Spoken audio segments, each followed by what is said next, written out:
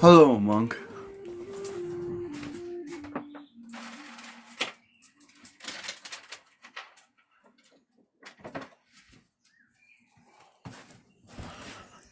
How are you today? I'm doing okay. I'm just chilling out.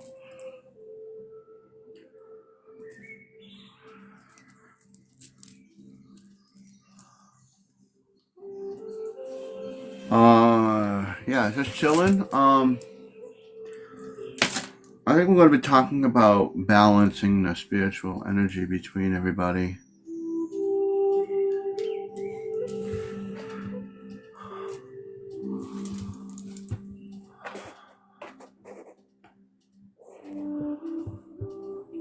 Yeah, just been chilling and meditating and bouncing lives today, really. Just to see what's out there.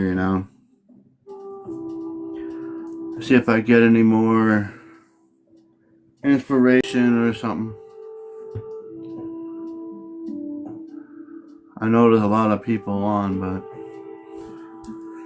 if they come, they will come.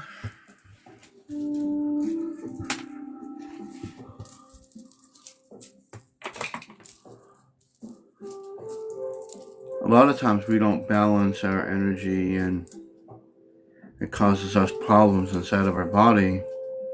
Sometimes it causes physical harm to ourselves. We don't realize it.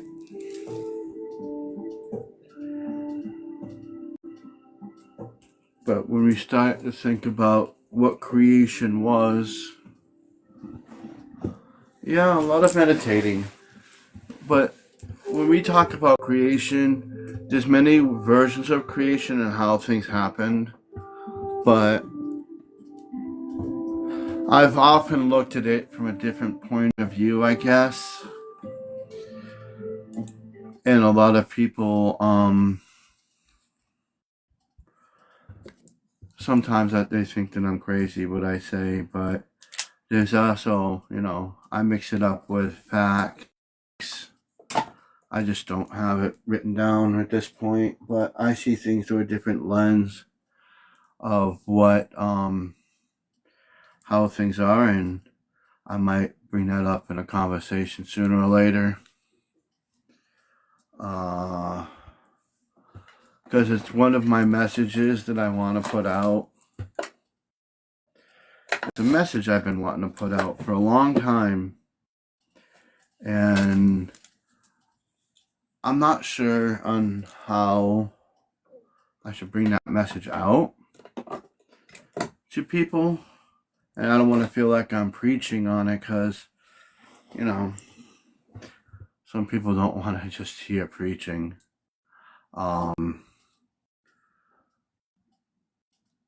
But I've going into myself and not reading too much information only on what I've gotten from the universe. I could just plainly say that it could be from my timeline that I'm from, because my timeline, things happened a lot differently than what I'm hearing from other people, which to me seems logical to me that, and I try to follow this timeline that I had came from, and the premonitions and the events and the beings that I've talked to. It's almost similar, like a parallel universe kind of thing, where I've expressed and learned a lot of things. But I think my timeline now has now crashed into this one for years now, and I think it also changed a lot when I had that car accident, that it changed too. And I think that's part of what happened to me. That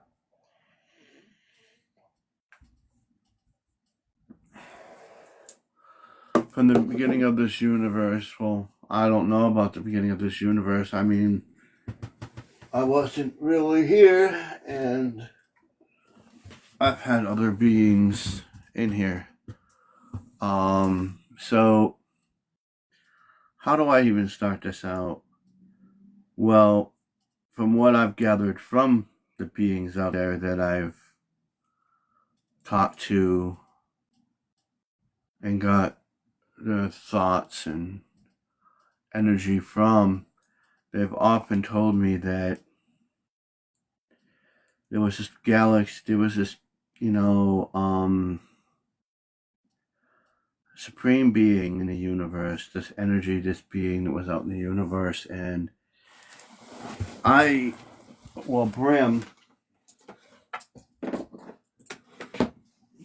my energy being, Brim, the spiritual being right here, he came from a universe where it had collapsed. He was the creator of that universe, and that universe crashed because even though he was a creator, he didn't realize that when we create things, we have to take everything into account. He never took into the account of emotions. He didn't understand what emotion was. And it collapsed, He had his good, the bad, and there were spiritual beings and energy. Brim chose to take the form of the golden dragon because that's what he felt in his universe. He still feels it to this one.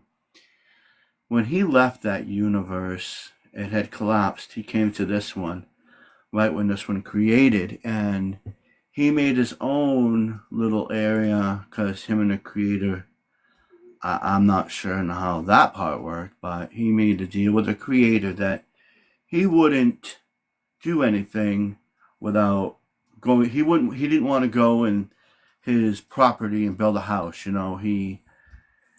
made an agreement. So he came over here to this universe. He created 7 planets when he created the big bubble that we're in, this huge bubble.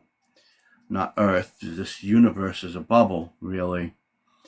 And with each bubble, each pocket universe has a galaxy and has planets, has stars, has everything that we see around us is inside of this bubble. When he created it, Brim came into it because when he came from interstellar space into this universe looking for a home, and it gave him a home here. So when he was here, he created his little solar system, if you want to call it. He created his own little solar system with his own beings. And they've been working with the people in this universe for millions and billions of years. So people might want to call them aliens. Yeah, they're interdimensional, really. That's what he is. He's an interdimensional being that chose the form of a golden dragon. And that's why, as I grew up, I never felt that I was part of this universe, because I didn't understand a lot of things at that point in time. So, and I really haven't talked about, the whole story with Brim and what he was doing. And when he came to this universe to build his planets, he took a part of himself and he made a woman. Her name was Shakora. And they were dragons, and they had made it, and, they were in love, kind of like an Adam and Eve, but as a higher dimensional beings. So when it came in and they created the 7 planets, they picked and chose on what kind of beings were going to be on that planet.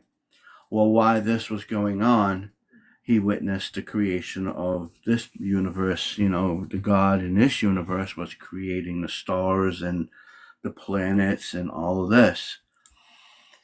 Well, several millions of years later, there was this evil that came into affect Brim's area, his planets and solar system. So when that happened, in order for him to get rid of that being, he sacrificed himself into what do we want to call it? He calls it a galactic ribbon, a nexus, a ribbon, kind of like Star Trek. And he brought himself and he grabbed that being that was so dark. He said he didn't want this in the universe, so he went in this thing with him. And so they were there for millions of years. Well, as he was coming through, that ribbon was traveling through this bubble, this universe, this sphere that we're in. He traveled past Earth, and at this time, as he was coming here, he could witness the birth of Earth. And what he has said to me, that there was a planet called Nibiru that was coming towards Earth. And on this planet, they had multiple planets around it. And he called it Terra. It was called Terra. And when Terra had humans on it, because humans at that time were the most powerful beings in all of the universes, but they got destroyed because they became too powerful and they became too wild and out there. So a lot of the beings that were bad destroyed them. So the last remnants of the human race was stuck on, well, in this universe, was on this planet called Terra. So when Terra was about to hit Tiamat, which was the third planet, it hit Tiamat. And on Tiamat at that time, we had reptilians, jinns, and multiple dark entities were here. And Terra had smashed Tiamat. But the people were taking off Terra so they could survive. And then that's how, when Terra was like this was Terra, and when Earth hit it, it took everything and brought it all under, basically making Terra under Earth. And it became Earth. Millions of years later, there was the Bible, and a lot of the Bible stuff with the God and this and that. But I'm not trying to separate God and the religion from the spirituality and knowledge that I've got. This was what Brim had seen, so I can only give you what I've seen and what he's told me. And at this point in time, there was beings on here when the 7 days of creation. Well, the 6 days of creation, on the seventh day, God rested. So on that sixth day is when all this happened. These beings came to Earth. There was a huge war, and there was the fall of man. Well, the fallen had gotten jealous of humanity because we had something that they didn't have, and they didn't like it. So what happened was that, and there is actually, from this part, there is actual historical documents in many scriptures and in many different Bibles, and I've seen somebody else talk about this before, that this is in many cultures, Egyptian and all of these other cultures talk about beings coming here. They were originally called the Tartarians, and that's where the Tartarians were. The Tartarians were the original humans, from what I've understood, that they were the original humans. They were here, and then when the Nephilim came down, well, the fallen came down, they were mating with them, and that's where they were mating with the daughters of Earth and daughters of God. Why Adam and Eve were in the garden, which they were thrown out because, they ate from the tree of knowledge, but God put them out of there, not for, he didn't want them to become a mindless, immortal child. He wanted them to learn. So he put them out of the garden. So they chose that path. That's where our predestination comes in. After that, we had the choice to have free will, and we still have that free will, but now this stuff that's going to happen in our lives that we can change and alter, but sometimes we can't change them. How it happens and when it happens, we can control that because we are a spiritual being and we are part of this God.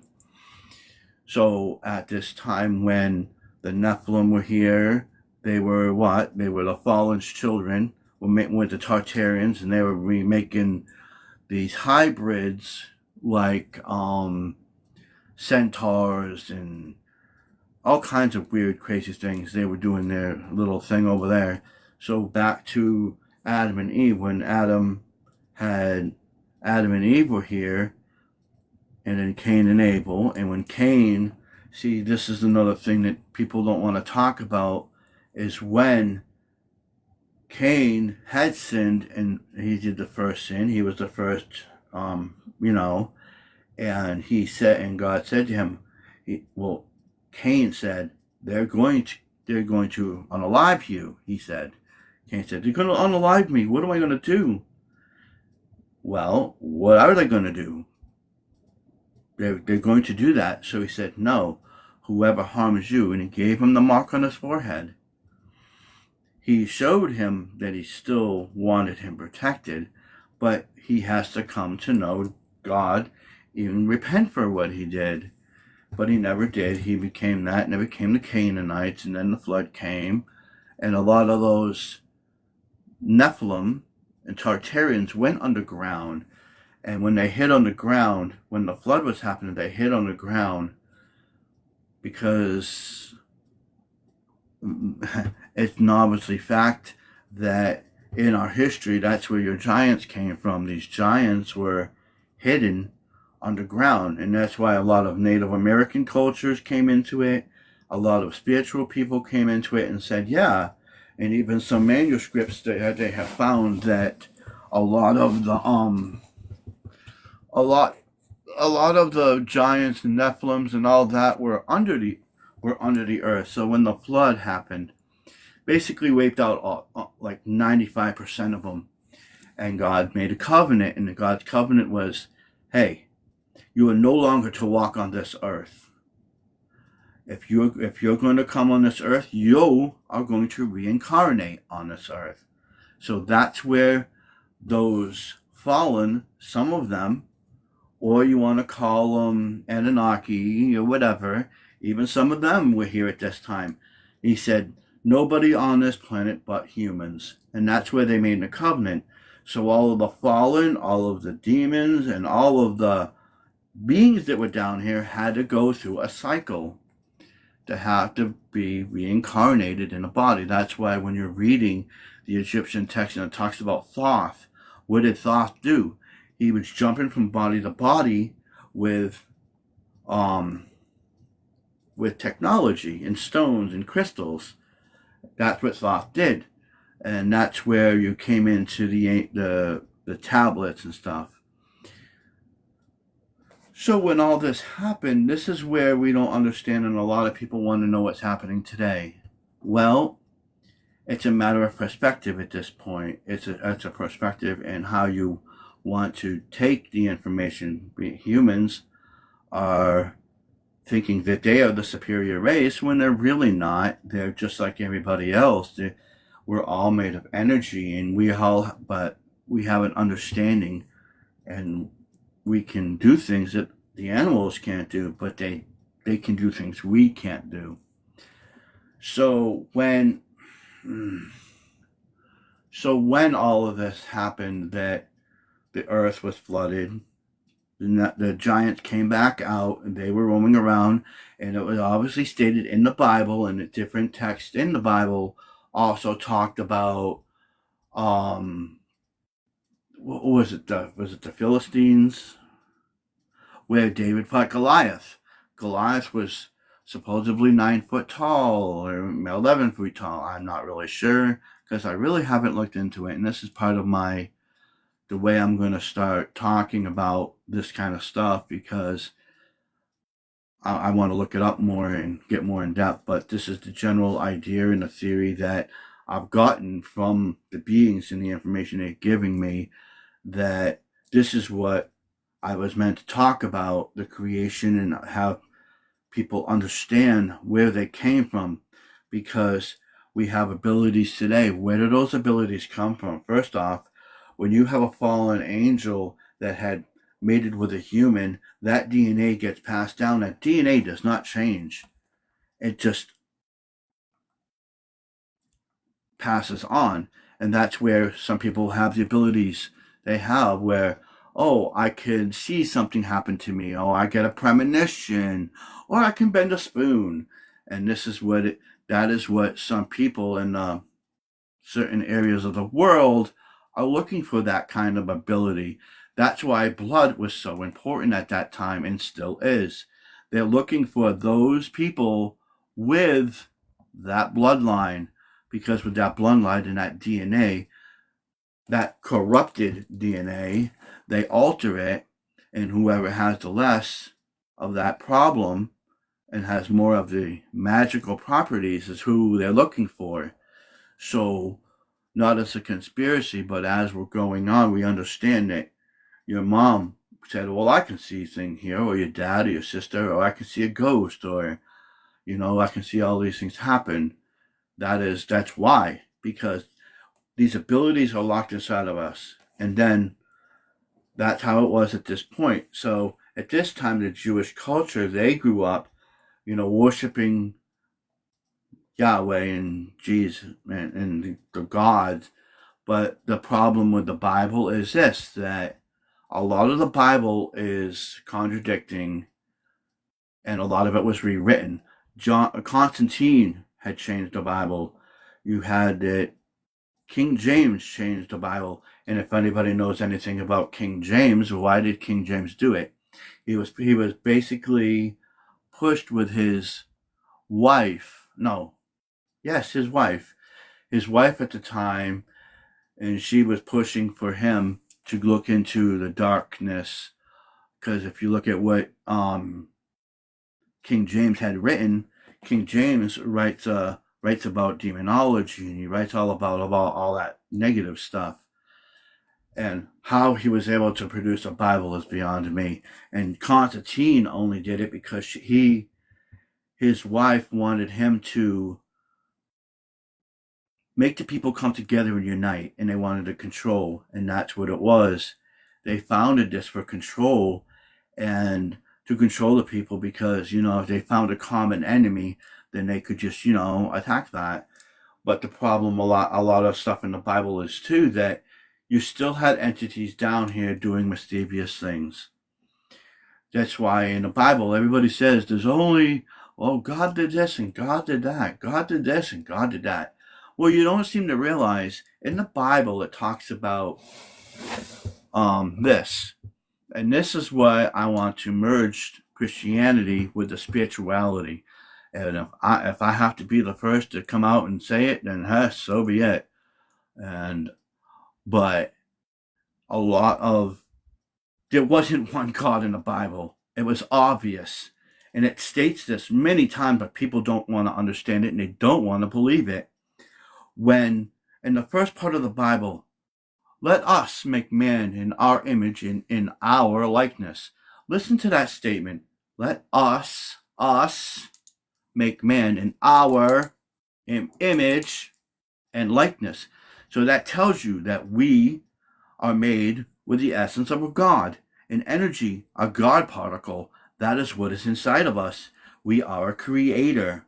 We are, and he tells us when we got removed from the Garden of Eden, be fruitful and multiply. And we will work by the sweat of our brow. And that is what we do. And that's what we're supposed to be doing. And that makes us who we are today. Now, as time progressed, there was being still trying to come down here in the UFOs, because that was obviously stated. If you look at the Sumerian text, you look at the Egyptian pictographs, you look at Tempe Tempe, and I think I might have said that one wrong, and many other cultures and many other writings. You even got people on an island far away that's never even seen humanity. You see this written on a temple or on a stone. Where would they have gotten it? They don't watch TV. They don't have no other people going to that island. So how would they see that? See a big round disc, and they see beings coming down, not looking like a human. Where would they get that? It's obvious that they have encounters by beings, and angels and stuff like that. And see, here's the thing too. A lot of us want to say, well, aliens are demons. No, they're not. It's how you perceive it. You know, think about this. I think this is exactly what has happened, and I've heard this a billion times. That a lot of times when these beings came down, they were perceived as angels when they weren't. Because if you were almost like a Neanderthal or a human that didn't have too much experience with technology and know about technology, you've seen somebody come down here. You're living in a little mud hut.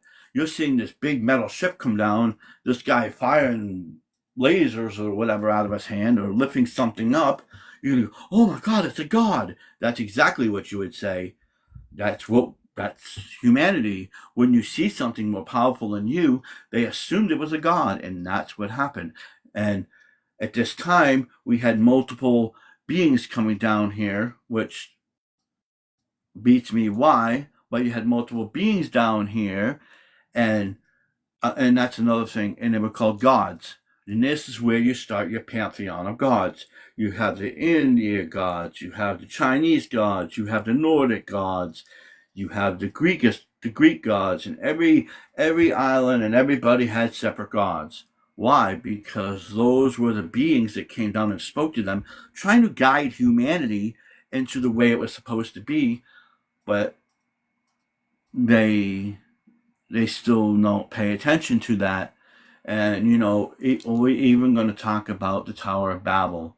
At this time when you've got all this separation and these different beings coming down, they became the human culture we are today. But if we back up a few back in time, I know it seems like I'm all over the place, but I'm just going by the thoughts that I'm seeing and hearing from them, that at the Tower of Babel, they were trying to build this temple, this tower to the gods, because they wanted to be with the gods, the Egyptian gods or any of those gods.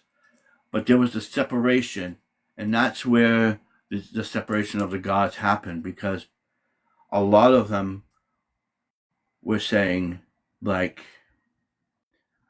God had separated their language, and when he separated their language, he separated many people into different parts of the world, where you've got the Nordics, the Chinese, and the other authenticities that are around the planet, and they were a product of their environment. They evolved by where they existed, by the food they ate, by the place they lived, and they evolved they adapted to their environments. That's why we have multiple colored people. Now, as for the sinking of Atlantis, and that is very simple, and it's very logical. And I've always said this, and I've seen it inside my mind. And I've seen this in my mind, that Atlantis, when Pangea was together, there was a place called Atlantis in the middle, and it was called the Atlantic Ocean. And then there was a war between the Atlanteans and the Lemurians. They wanted to do one way, they wanted to do things another way. And a lot of people won't say this, but there was 3 kinds of Atlantis. Those were the major hubs for them to do their trades. One was set in the middle of the Atlantic Ocean. One was set near Hawaii. The other one was set near, I think near in the middle, in the Middle East, and that's where you got the circles from. That was one form of Atlantis. But the major Atlantis was the one in the Atlantic Ocean. When that war happened, Atlantis sank, and that's where Pangea, that whatever happened, made Pangea break apart, and that's where it became 9 continents. And so when these continents happened, and there was a separation. There was this separation between them, and Atlantis sank in the Atlantic Trench. And it's obviously stated because you've got the Burmese Road. You've got a road coming from Florida, and you've got a road coming near Italy. There's a road. There's 2 roads, each stone road, and they just go into the middle of the ocean. No one knows where to go.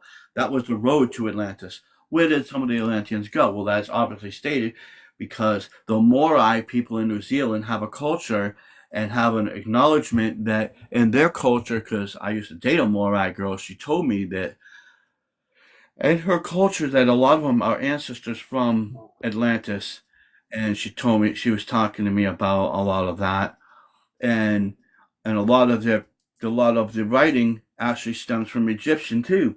The Egyptian writing, if you take the Egyptian writing and you look at the Egyptian writing, it's the same writing that's on some of these Atlantean things that people find, and it also stems over to North America, to South America, where you got the Aztec, the Incas, and the Mayans. They all came from Atlantis, maybe at different times, and they migrated. Where did the Mayan religion go? Well, where did the Mayans go? Well, the Mayans actually migrated north, and they became um, through time, when the Mayans migrated north, they became the Mexicans, the Spanish, and whatever, that kind of culture up there. And they became the Native Americans in South America. Because if you look at South America, you can see that the imaging and the culture and the pictures and the writings all kind of resemble the Mayans, the Incas, the Egyptians. It's all one flow up. It all, if you follow it, and that's where it goes straight up to South America. And that's where we got the Native American tribes, because a lot of the Native American tribes never agreed with each other. Why? Why didn't they? Why didn't the Southern ever agree with the North? Because the Northern American natives that were up above came from a different area. When you had that huge Mongolian war, there was a huge war in Mongolia. They drifted through the strait and they became the Northern American tribes. And that's the history that I've learned from them, that they had came through that way, and they came and they meet it in the middle, and they found out, oh, you're here. Oh, we don't like you. Oh, we don't like you. You're different from us. Because if you look at the culture of the Northern American tribes, they more have the Asian heritage. And if you look at the Southern, they're more of the Egyptian heritage, the way they write, the things they make, the things they cook, their potteries, their culture, the way they speak, the way they act, their writings. I mean, it's obvious to see from my point of view, but everything you can take with a grain of salt. And that's what I've always, and I've heard this so many times play over in my mind, and that is what I've seen, that is how the cultures in the Native American came in. And then they want to say this guy, Christopher Columbus, came here and discovered America. No, he didn't. Shut up. He discovered the Bahama Islands. But anyway, the first tribes that I can understand that came over here from the Europe side was the Vikings that came over. And I think it was Eric the Red. He came down from the north and came down, and he made it all the way to Pennsylvania, because they found artifacts in Pennsylvania of the Vikings. They found that the culture in Pennsylvania of those Native Americans, they jumped from a less metal to a harder steel in no time, and they don't understand how that happened. That was because the Vikings brought it over, and a lot of those Vikings migrated over here because, again, there was a war over there, and and that's where a lot of them had that different color. Like some Native Americans have red hair, and that's where. And then after that, you have what? You have Columbus coming over here, them loading up this side of the planet, and that's where we all became the mixing pot. And I mean, it was pretty obvious because they knew about the land. How in the hell are you going to tell me in some stupid ass history book, how is it that Christopher Columbus knew, or any of those kings and queens knew about our fucking promised land, or the land of gold, or the city of gold? They've got that information from somewhere, because people were traveling over here, and that's where it went by word of mouth, and it had passed over to them. Oh, Thomas. And that's where I've gotten where humanity had started in the beginning. That's how it started. I mean, in my universe and in my parallel universe, if you want to call it, that's how I've seen it, and I've seen this a billion times. That a lot of things that we see out there that a lot of things that we think of, everything that we think of had to have come from somewhere. It came from God, because we are a creator and we are a source.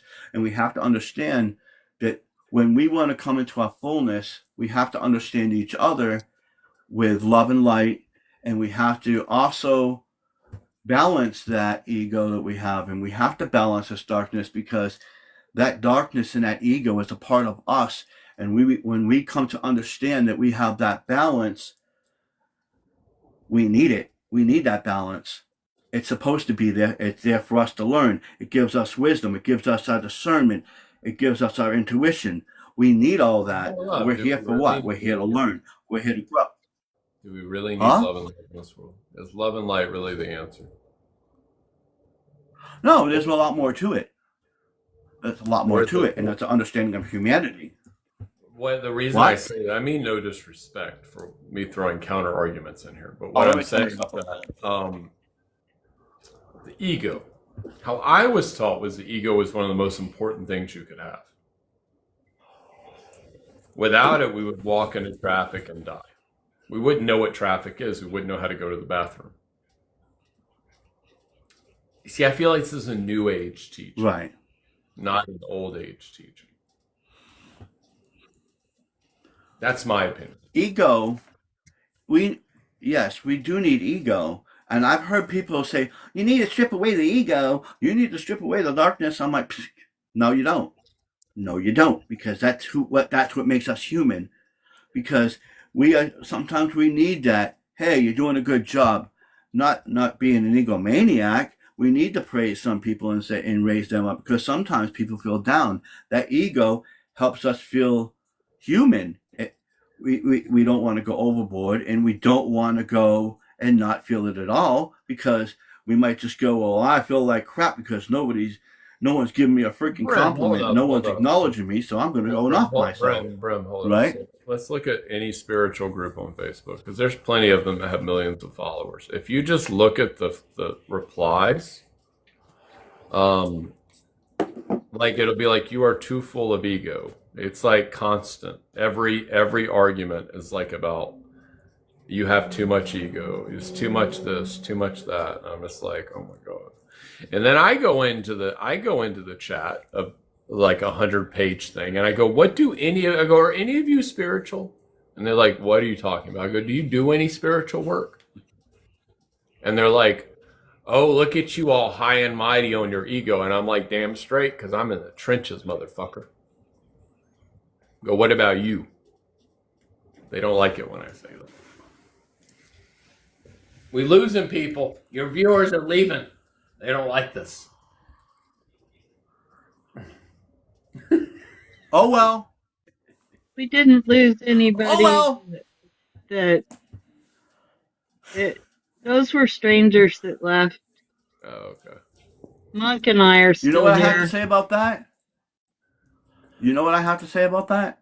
Yeah. Whoever is meant to hear that message is meant to be here. If you're not, then see ya. I mean, I feel Jesus was extremely I'm not worrying about. But I feel Jesus, based on books of the Christ Child 1, 2, and 3, and some of the Apocrypha, wasn't exactly nice. I mean, they present that image, but even in the books of the Christ Child 1, 2, and 3, he did kill someone when he was a child. And when he was 9, he did debate the Pharisees. Like, he did tell them they were stupid. So you have to look at that greater argument too. So you essentially have the same thing that people had before, where now at least, where they go to churches, they give them all this money, and they have VIP seating. And isn't that the same thing as the Pharisees? The way I look at it. Right. I've been to these mega churches. I've seen and I also found that it was, oh, you can't get angry. And I'm like, the hell with that bullshit. Jesus went in the freaking synagogues and tore them up because they were doing bad things. Jesus can't, I can't. I don't even know how to even reply to that. I'm like, are you out of your freaking mind? Because Jesus went in there, he tossed the place around because they were ruining the temple of the house of God, and that's where I came to say, well, you're a spiritual person. You're not supposed to have that righteous anger. You're not supposed to have that. Well, what? I'm not understanding that concept. I've never understood that. You know, Well, where recently oh well, Drewski, Jesus, if you know who Drewski is, huh? Drewski's this black guy. He does skits. He did one of Erica Kirk. He did another one. He dressed up like her. He's a black guy. He did another one where he dressed up as a preacher, and he's like flying through the sky. And he's got like red velvet on his shoes. And he's like, look, I've been walking through the blood of Christ. But he's making fun of the churches. He gets hundreds of millions of views anytime he does a skit. It's so much drama when he makes these skits because that's what sells. But he has a point. And he was actually modeling himself off someone who's very big on TikTok that owns a church. And that person, they tried to talk about him, but eventually they had to shut their TikTok down. They had to like put it on private because too many people were talking in their comment section. Do you know? So, but that's my point. Do you know what I feel right now? What? This is not that hard to figure out. It is really easy to figure out. Why do humans have to make it so complicated? Well, that's true. Yeah. You don't want to destroy core belief systems. People have. Someone messaged me, and I think it was on Facebook, on a comment. Because some crazy lady went to another creator, and that has a lot of people, like millions, and made a comment, and she posted her picture, and so I made a comment on her page. It was very disrespectful what she said to her. So the girl jumps into my feed and then leaves a comment, and I just erased it. But the point of it is that people inherently, I hate to say this, I think we're the problem with the world. I think the world would survive just fine without us.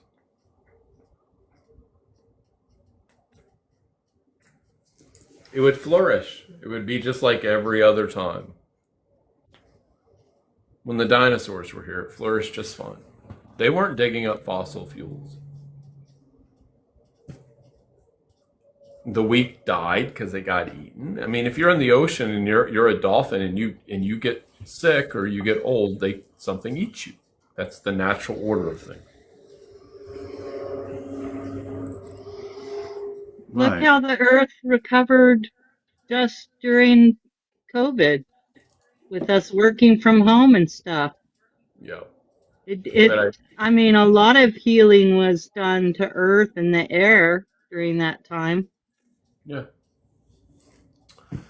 But even then, I remember I was on leave from pest control because I hurt my foot for like 4 months, and I remember like even with pest control, they made us essential workers. I wasn't working, but because I would understand for the food supply, people don't understand how much pest control goes into canning factories and stuff. But the point is, like for normal homes, you don't need that. But people wiggled their way into like that kind of getting the government to not shut down their business through lobbyists. But it's always humans that are the problem, if you really think about it. At least the last 100 years I'm here. Humans are the problem. It's financial gain. If Bashar's right and aliens do show It's themselves... about greed. Well, if Bashar's right and aliens do show themselves in the next year, I mean, it's not like they haven't been here for a while, but they actually make a display. People won't know what to do. Their whole belief systems will be shattered. The only problem I have with what he's saying is that the only bad aliens are the Dracos, because I know Bashar channels a gray. So I'm like, I was like, the Greys have been doing stuff to people for a long time. So you really can't say the I Greys. have that on. I know why the Greys came here. I know why the reptilians came here. The I know why the reptilians. Zeta come here. Well, Linda Moulton And a House. lot of the reptilians went under Earth. Huh? Yeah, well, even Linda Moulton House said before she retired, and she was around for like 50 years. She was like, I can leave with one thing before I go.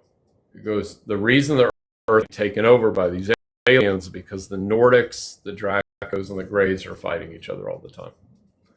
If they'd stop fighting each other, one of them could take over. But they can't take over because they're always fighting each other. I don't know why they want the Earth so badly, but It has minerals and it's a food supply and an energy bank. yeah, but why were they so afraid of the Anunnaki? And Anunnaki wanted gold and they wanted to make everything on here work for them. Yeah, but I mean, they were terrified of the Anunnaki. They But were. again, they're probably fighting each other. The Anunnaki, everybody wants to say the Anunnaki were just one kind of race. No, they were multiple races. There were multiple races of beings. Yeah, Just the but ones I that were mean, in charge had the elongated heads. yeah, but you had the giants too. I remember being an Anunnaki, like being a high-ranking one. Mm-hmm. But I remember parts of it, like one part in particular. But the point is that it was like they were terrified. For some reason, they were terrified. Like they went back in the earth. The Anunnaki was so powerful back then. They still But are. the Anunnaki screwed up with the human race. So now they're afraid of us. I don't know. I think they'll come back. They will. They do. I mean, I think their planet will come back. There's supposedly a 27,000. It's stated now. It is stated that their orbit is around Mars. No, it's around Jupiter and Mars right now, is what it's stated. So it said Look at the comments. that they Mom, use. you broke. Listen to your soul's heart. It's broken to pieces. I'm sorry. Why did you say you think that Anunnaki is afraid of us? I don't know. It's what I intuitively feel that they are. No. Well, he said it, not me. So I did. Why did you Because say that? when they created. Because when they were making humans, they had advanced the human race.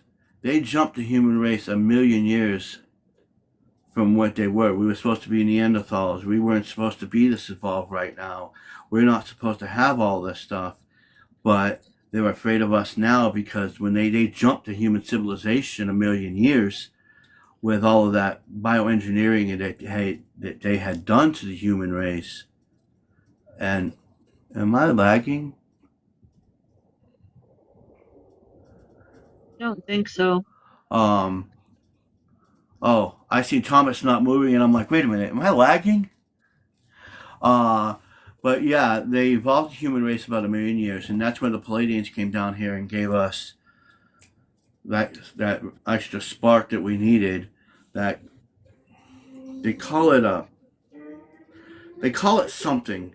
This sort of a light, the spark that they gave to humanity, which now, if the Anunnaki comes back here, that and a lot of those beings are jealous because of what we can go right to source when they can't. We can, but a lot of them can't. They have to go through several channels, from what I've always understood. But as the humans, we don't have to pass on and be a spiritual being to talk to the Creator. We as humans talk to the Creator. Therefore, they're afraid of that because we jumped in evolution so fast that if we get our act together and get our head out of our butts, and we can be an exceptional race. We can once again be the human race that were in the universe before all of it started. See, a lot of people don't understand the human race was the most powerful race in the interstellar universe, but they've got eliminated by a lot of different races. And the only reason why the Anunnaki took in the human race, which were the Tartarians at that time, came into play that they wanted us to mine gold. That's why they went into Mars, and that's the whole thing with the Iji. They came here to mine gold, but the Iji said, "No, we ain't doing it." So then they created the humans, and the humans were not doing it the way that they wanted. So they had to keep on evolving humanity to a certain level, but then they had to use their own DNA inside of our DNA, and that's where we became too knowledgeable, too smart for them, and we to get the hell off the planet. And it was our planet, so we had the right, so they had to leave.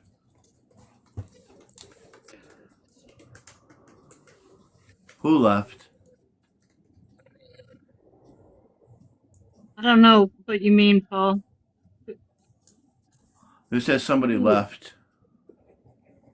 Well, maybe she didn't like what you were Monk. saying to her. Listen to your soul. Maybe she don't want to hear what you have to say about her friendship, because maybe she has every right to block you if she wants to. That was my thought, because she was liking the conversation. Yeah. You got a problem with her? Why don't you just message her from a side account? But I was going to say, I think it sounded like a conversation for DM. Yeah, not alive. It's not alive, bro.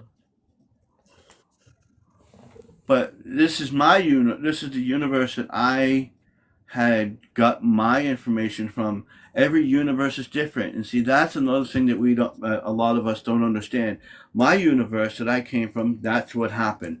Your universe could have been totally different. You could have had the Adam and Eve, and whatever happened in that timeline in your universe could have happened. But what we don't understand is we have all these multiverses crashing into one, and we're all trying to understand each other, and it's like we're talking in a room full of people we can't understand. Okay. If that makes any sense. Yeah. And it becomes an echo chamber. That's why in one of my videos I say people are just listening to this echo chamber, and they don't understand that, and they don't want to perceive that, and they don't want to listen to, oh, that person thinks differently, it doesn't follow me, I don't want to listen to that. But we don't understand that we're all part of a universe, a multiple universe. Why do you think he says we're an omni being? We're a multi-universal being because we're traveling through timelines. Every time we gain a knowledge, we actually are evolving into a different universe. But a lot of people don't want to understand that. Well, because you don't think alike. You're different or you're evil. Huh? I got to get out. I got to do some work. But I appreciate it. I was just jumping in. So you guys have a good night. No problem. Peace. You too, Thomas. Thanks for coming in.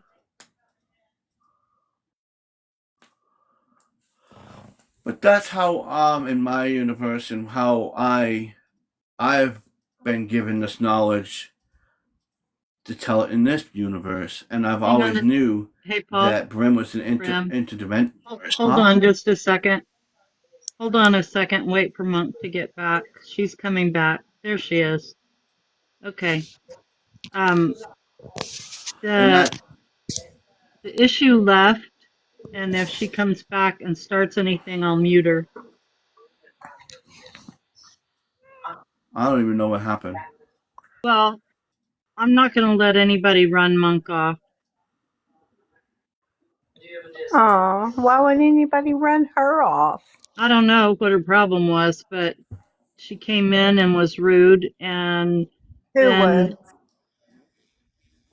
I don't want to say it out loud in the live, but then, the one that said something a minute ago about and Thomas and I said, she was like, oh, she left, and Thomas and I both said she probably didn't want. It's probably because of something you said. And I said, yeah, that belongs in DM, not in a live. And so did Thomas. And she said, bye, y'all. Goodbye, everybody. We said adios. Yeah, well, there's always kind of a problem every time, just Yeah. about. Oh, yeah. Well, the first time I met her, we kind of had words. So, Well, me and her did too once, which was stupid because of what it was my fault indeed, but well, anyway, I, And Monk's back, I and never that's the really main said, thing. And I wanted you to wait and I until never Monk said that got this back. was. And when I explain this in the beginning, this is when people come in late. They jump into a conversation and they don't understand the whole concept of what was being spoken. But as I said before, this is the reality that I came from. This is the line, the information that I have gotten from my guides. This is how it happened. Your timeline might be different. You might have all had we all might some of you might have had where it was God and Jesus and God created the earth and all that. You see what I'm saying? That not every universe is going to be the same. Every universe is created differently, like we are as individuals. We are created differently. This is my universe, and this is what I'm explaining. Your universe might be different. So that's why we're unique in how we are. And with that understanding, we can understand each other in a way where the main purpose is it doesn't matter where we came from. It matters where we're going. We're all trying to accomplish the same goal. Mhm. We're trying to have peace, love, and save humanity. It doesn't matter what universe you came from. It doesn't matter what race you are. It doesn't matter what species you are. It doesn't matter what being you are. We all have the same goal. It's what it is, to I unite, to agree. be loving, and to be a peaceful universe. Yeah, you're right. And everybody's been arguing a lot lately, and Yaya addressed that the other night. Like, why? Because a lot of stuff is happening, but you don't have to worry about me because I don't know anything or see anything anyway, so it's cool. Me Uh, neither. and again, the main point is, in all of this, no matter where you freaking came from, be yourself. That's why I've always said be yourself. Be yourself and understand yourself. And when you be your authentic self, you're going to come to understandings of maybe you didn't come from this timeline. Like people were saying the Bernstein Bears. What? Or Curious George had a tail. I know he had a freaking tail. People are telling me, no, he didn't have a tail. The hell he didn't. Or listening to Queen when he's speaking, we are the princes of the universe. There's no You're so funny. That's what the everybody should hell. do. Oh, Just laugh. Dystopia, thank you very much. I think there's a lot of sick And people out there, I can that's tell where these you. Mandela effects happen. The longer I stay on TikTok, And the that's where these sicker people Mandela get. I'm like, there's a lot of sickos. and that's where your Mandela effects happen though. And that's what people don't understand. That's where every time there's a different Mandela effect, there's somebody seeing this and this one don't see that. That's a Mandela effect. And that was probably when the universe merged with yours. Oh, Lord, I just want to say too much sometimes when I see a lot of drama. I just want to say, grow a pair of something. Get off your high horse. And it's understand. And I think this is what it is too. We just don't have to understand ourselves. We have to understand the earth we're on and the universe we're in.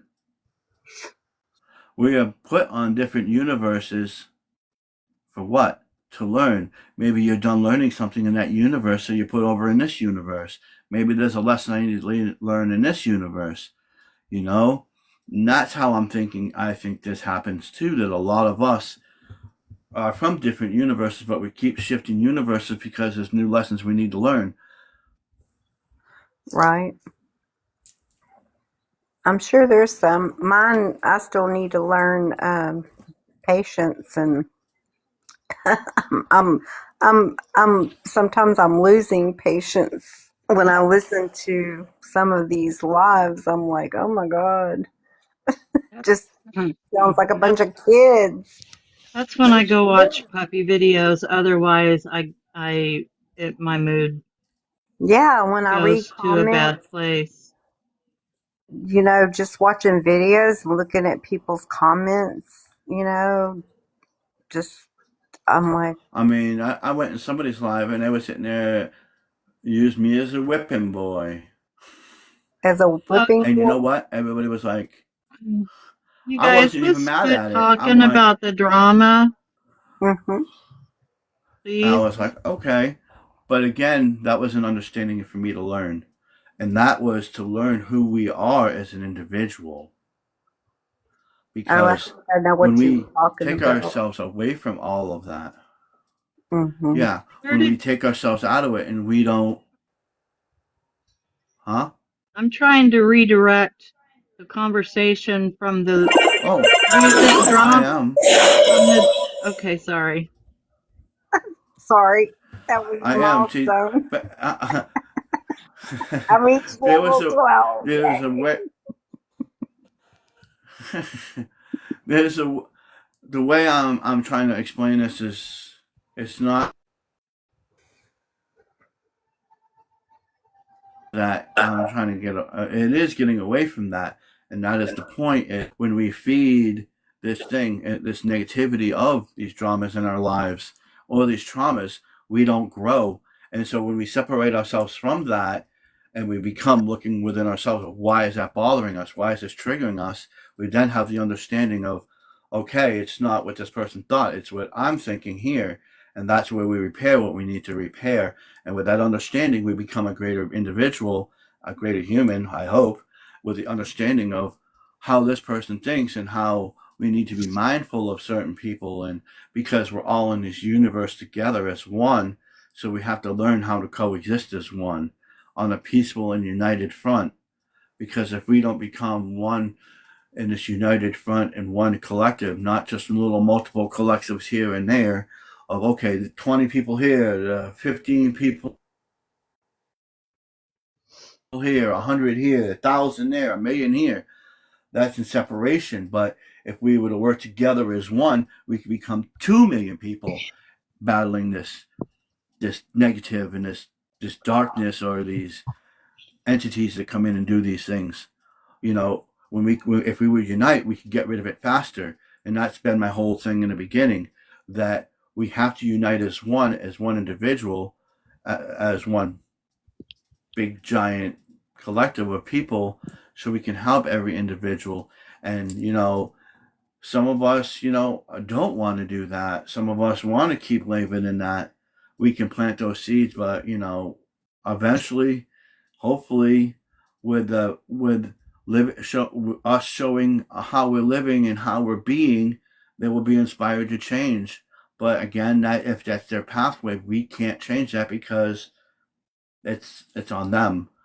Sometimes people come here to do this thing on purpose so we can have a better understanding on how to deal with it in certain situations. Because, just imagine in the future, you trying to help Cindy over here and her mom passed away because she had cancer. How we won't know how to deal with that because we've never experienced that.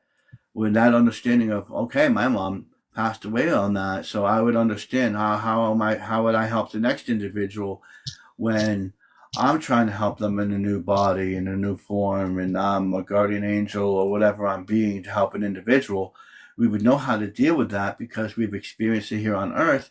We can help them, maybe come back here, help some people on Earth, or help somebody in another school.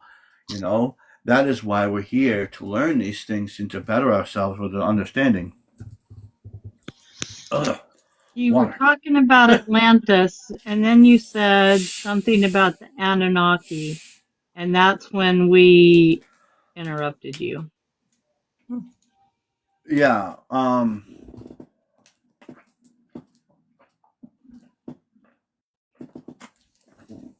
There was originally 3 Atlantises, and the 3 Atlantises they were kind of like Atlantis, but they might have had different names. But some people call them Atlantis. There was one in the middle of the ocean, which was the Atlantic Trench. There was another one in the Middle East by the edge of the sea. I can't remember what it was. And the other one was Lemuria. They called it Atlantis, which was near Hawaii. When all three of them were fighting each other, and that's where the land separated, and it caused the Pangea to break apart and separate. And if you look on the map where certain things are, it's obvious that we're never going to find Atlantis. Why you're not going to find it? Because it's under the ocean. It's in the Atlantic Trench. Why do you think it's called the Atlantic Trench? Because it's in the Atlantic. And if you look at some of the history of where Atlantis was, there's a road, I think, that comes out there's a statue, and I see it, but I don't know the name of it. That it's called the Burmese Road. There's part of the road that goes right in the middle of the ocean that drops off from that side. And if you look where Atlantis was from the Florida side, there's a road that goes up and drops off into the ocean. That's where Atlantis is. What is Bermuda Triangle? The Bermuda Triangle was a temple that held a Stargate, and it was sank because the people of Atlantis were power hungry, so it sank, and they were greedy and they became power hungry, and they wanted to do certain things, and it sank it. Somebody sank it. I don't remember how it sank, but it sank anyway. And right now Atlantis is causing all those storms because of the electric the magnetic energy that's coming from that place, because the Stargate is broken and it's underwater. And if I remember correctly, it's called Stargate 11. That's originally where that Stargate is. Is there another? There's 21 Stargates. The other Stargate, or maybe 27, I can't remember what that is. But the number 21 is supposed to be Iran. That's why that's going on. But I know that Atlantis was in the middle of the ocean. I'll die on that battle hill because I know it is. And I feel it. I know it. I've seen it, and I'm not going to change my mind on that. I mean, it's people have their opinion, but on that part, I know where I'm going to stand on that. A lot of things that I will take the advice and listen to every individual, but for me, that's where Atlantis is, and I know it. And when you know something, and that's one thing that I'm not gonna. It's like I know that God is out there. I know there's a spirit out there, and when Atlantis fell, say again a lot of where the you people said it is. Say again where you said it is. Sorry, I was Atlantis is getting in the middle interrupted. of the Atlantis is in the middle of the Atlantic Ocean because towards the middle, because the Atlantic Trench is right straight down the middle. And if you look, there's a road. I can't remember the name of the road. It's over on the Europe side, where there's a thing. There was a guy standing there with a statue, and there was a road that went right into the ocean, and it sinks. And if you look, if you go directly in this direction from the Burmese Road, it goes straight up, and in the middle, both of the roads end right in the middle of the ocean, and that's where Atlantis was. And a lot of the survivors that were in Atlantis, some of them flew, some of them, they went back to Egypt. Some of them, a lot of them migrated to South America, and that's where your Mayans came in, and a lot of indigenous people from New Zealand came from there too, because I dated a Morai girl, and the Morai girl told me that her culture was basically started from there. And then I talked to a Hawaiian girl, and she was also telling me that. And I talked to a Filipino girl, and they basically have the same thing, that they originated from the Atlantis. And when Atlantis sank, some of them over there came from Lemuria too. So again, I'm focusing on this Atlantic one right now. And the Atlantic one, were affiliated with the Egyptians, because the Egyptian culture actually came to Southern American Indians, Native Americans. And you can look, because there was an evolution of where when Atlantis sank, they came over and they became the Incas and the Aztecs, and there was another tribe, and there was a city of gold that they built. That city of gold was what Columbus was looking for. That's why he did the city of gold, because they heard about it, they knew about it, and that's why they went over there. Because some of the buildings were still standing in the middle of South America. Because if you look at the Amazon jungle now, they have also mapped that there was a huge civilization there that was buried under the jungle, and they don't know where it came from, because that was part of Atlantis too. And that city of gold is most likely going to be underground. And the Aztecs, the Incas, and all migrated, and they became the Mayans.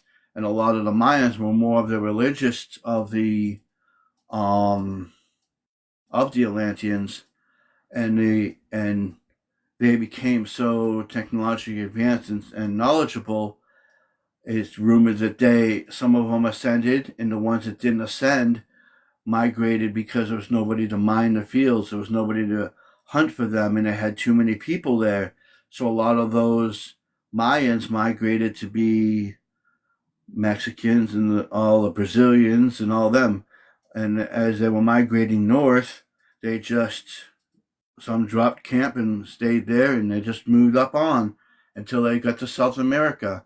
That's why your southern natives didn't agree with the northern natives, because the northern natives came from Asia, and if you look at them, you look and you understand them, and you see how their culture is. Both of the cultures represent something. Most of the northern cultures are more about the Asian thing, and the southern are more looking like the southern natives, were their writings, their pictures, their food, their cooking, their pottery, their writings, their pictographs are all stemmed from one original place, which was Egypt.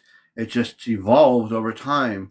That when we evolve, even our writing changes, and who we are and how we dress are all the same, but they do change over time. We could sit here, if I was to take 1,000 people and put them on an island and not bother them for 100 years, are they going to be changed? Yes, they're going to be different, because they're going to be a product of their environment, by the food they eat, the weather, the climate, whatever climate they're in is what they're going to change to. They're adapting to that, and that's what we have to do as humans. We have to adapt to our environments and not let people take control of us.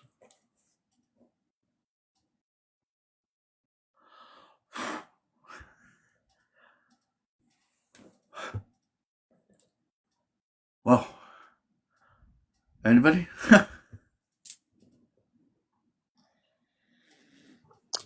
Can you say that again? Any questions? Did you Can you say it? repeat it? Oh, no. I'm teasing. Do you have any questions? Do you have any questions? No. I can't Not believe I me. said that. Like I could hear it flooding through my mind. I'm like trying to keep up with it. In one breath. Yeah. But that's how I've got it. That's how it came from my universe, and I came from, and that's the understanding that I know. And if that helps somebody in this universe, or if it relates to somebody and they feel it and it resonates with them, cool. Bring it to your life. Understanding, maybe you can figure out what's happening in this universe. Because we're all from different universes, and that's why we got the Mandela effects.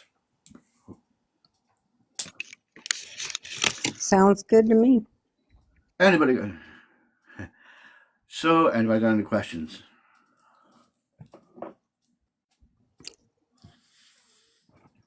Oh, well, I can also say there was many gods in the Bible. I can go on that aspect too, because in the beginning, originally what I was saying, but I sidetracked myself. It says, let us make man in our image and in our likeness. That obviously states right there that there was many gods there. And then later on, there's many gods. Everybody wants to say there was one God in the Bible, which there really wasn't, because even Moses was the aspect. Moses even said when he was coming down from the mountain, one of the 10 Commandments, you shall not worship any other God before me. Okay, so there's other gods here. They were all doing things on their own because there was the gods and then there was the creator. Everybody wants to put the creator with the gods. No, no, no, no. The creator is the creator. The god is the god of the planet. And who is in control of that planet at the time? Who was to crawl on their belly and to rule the earth? Well, my Him. understanding was their source, and there were multiple gods, and the God of the Bible was actually the God of war. Yeah, and you see, in the Bible, you have one God. I'm a jealous God. That's not all loving. Sorry. Or you sinned, and I'm going to do this. Or you didn't listen to me. I'm going to do that. All of them were different beings. All of them were different God people playing this one God creator, and they were manipulating the human race. The creator himself, as a loving being, he created Jesus. That came from the creator. The gods that were here on the earth were manipulating humanity. They were, let's march around a city until the walls break down, or let's burn an offering. A loving God wouldn't say that. It's obviously stating that there was another God there manipulating each certain thing. Yep. And we don't know what really the truth is unless you look at an older Bible, because a lot of the Bible was written by Constantine. He rewrote some stuff and Yep, added I things just in. heard that. That was a form of control. That was a form of control by the Roman Empire. And the same thing with King James. When he got it, he made a thing. And who was to trust King James? Because he was one writing thing about demonology, He writing had books about his mother demonology. beheaded too. Yeah, and he did things to his family. And so, Yep. again, you want to trust something that came from something like that. If you want a true understanding of the Bible, look within yourself. Look and feel what resonates with you. Also, look at old manuscripts. Look at old Bibles. The truth is out there. Well, I sound like X-Files for a moment. You just have to find it. Do do do do do do do do.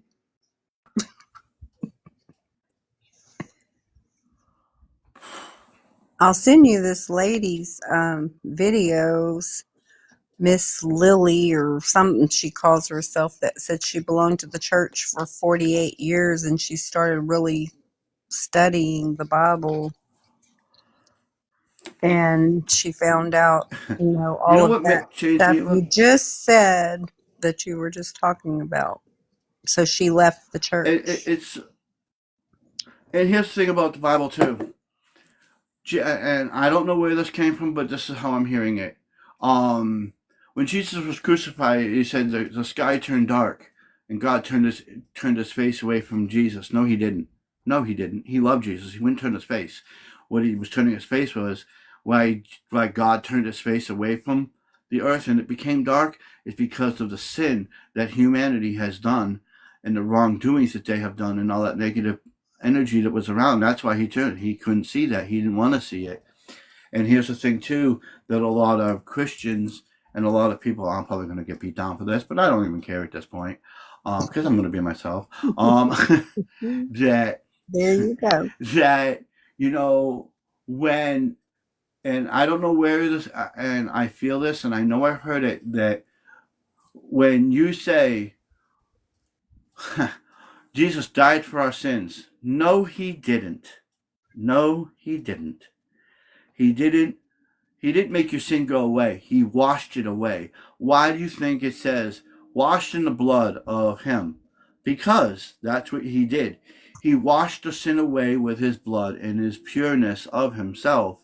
He washed away those sins. If it wasn't for him washing away the sins, would still be the sinful person. He didn't die for him. He washed it away.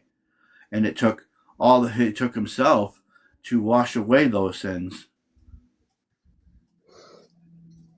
And yeah, that's what it was. And the same thing when in the Garden of Yosemite, I don't know why this came in, and I just heard this now.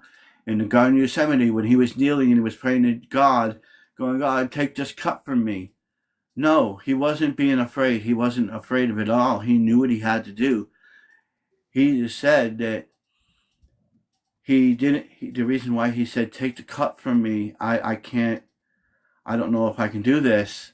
And what he meant was, and this is where I'm getting it, that he doesn't know if he can wash all the blood away and all the sin away from the earth. He knew he had to do it. He wasn't trying to back out of it. He was just unsure of himself that he could be that individual to do that, as a father would say to his son, like, "Dad, I don't know if I can do this." God said, "You can do this. You're my son. For in you I am well pleased." That is why he did it. And that he did. He washed the sin away. And we were always meant to be in his likeness. We're not there to be worshiping him.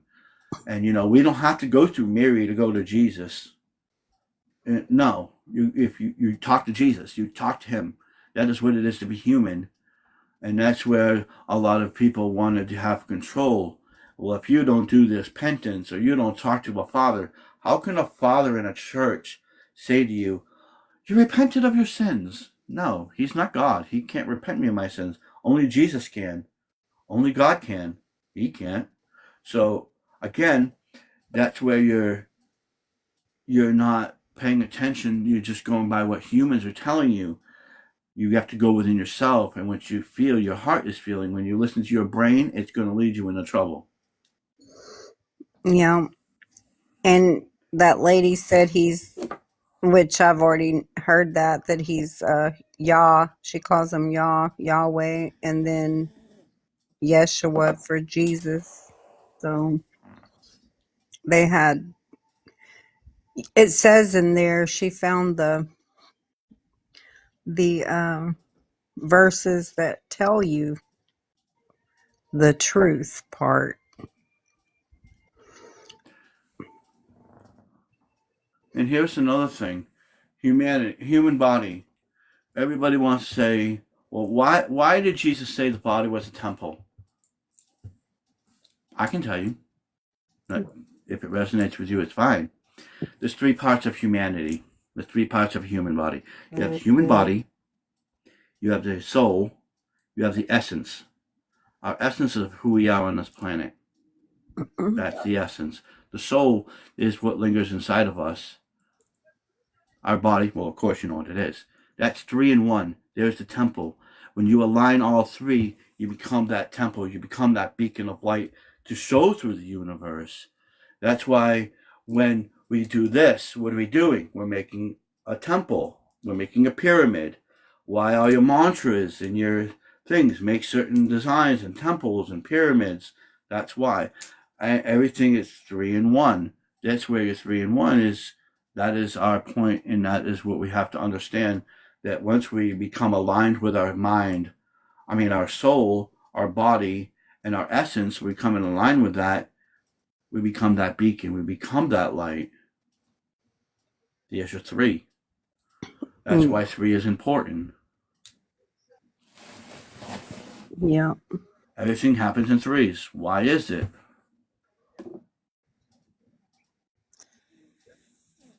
The Trinity.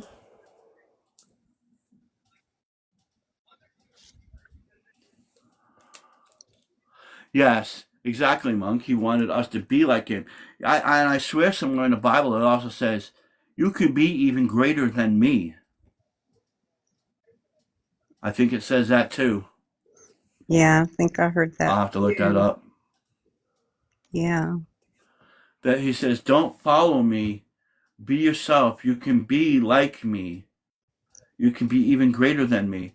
And when he hung on the cross, what did he say? There would be no more separation between the Jews and the Gentiles.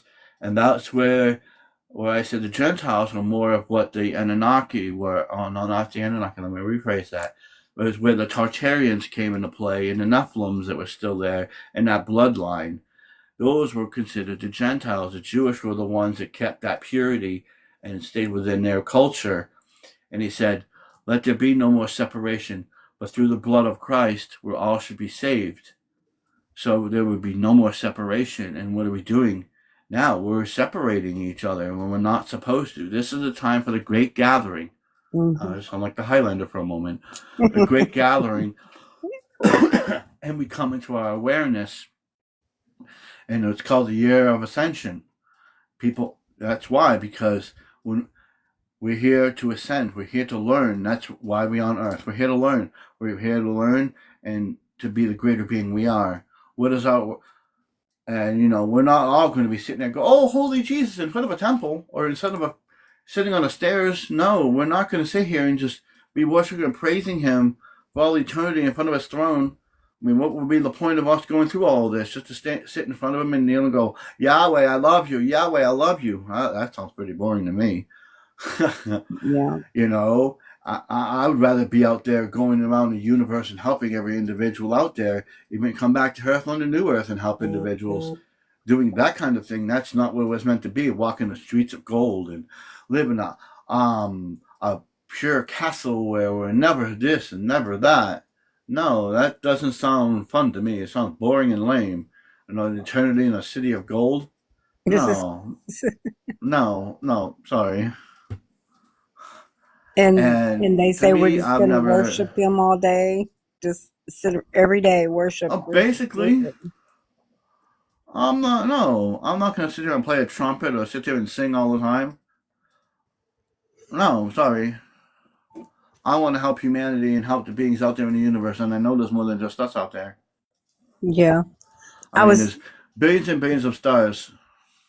I was listening to a lady that I followed a long time ago, and she must have left for a while, and she came back, but she said that she was told, but she's not going to give no dates or tell anybody, but that it was coming soon, that the ascension thing was coming soon, but she said, they're going to go ahead. I was just about to say that too.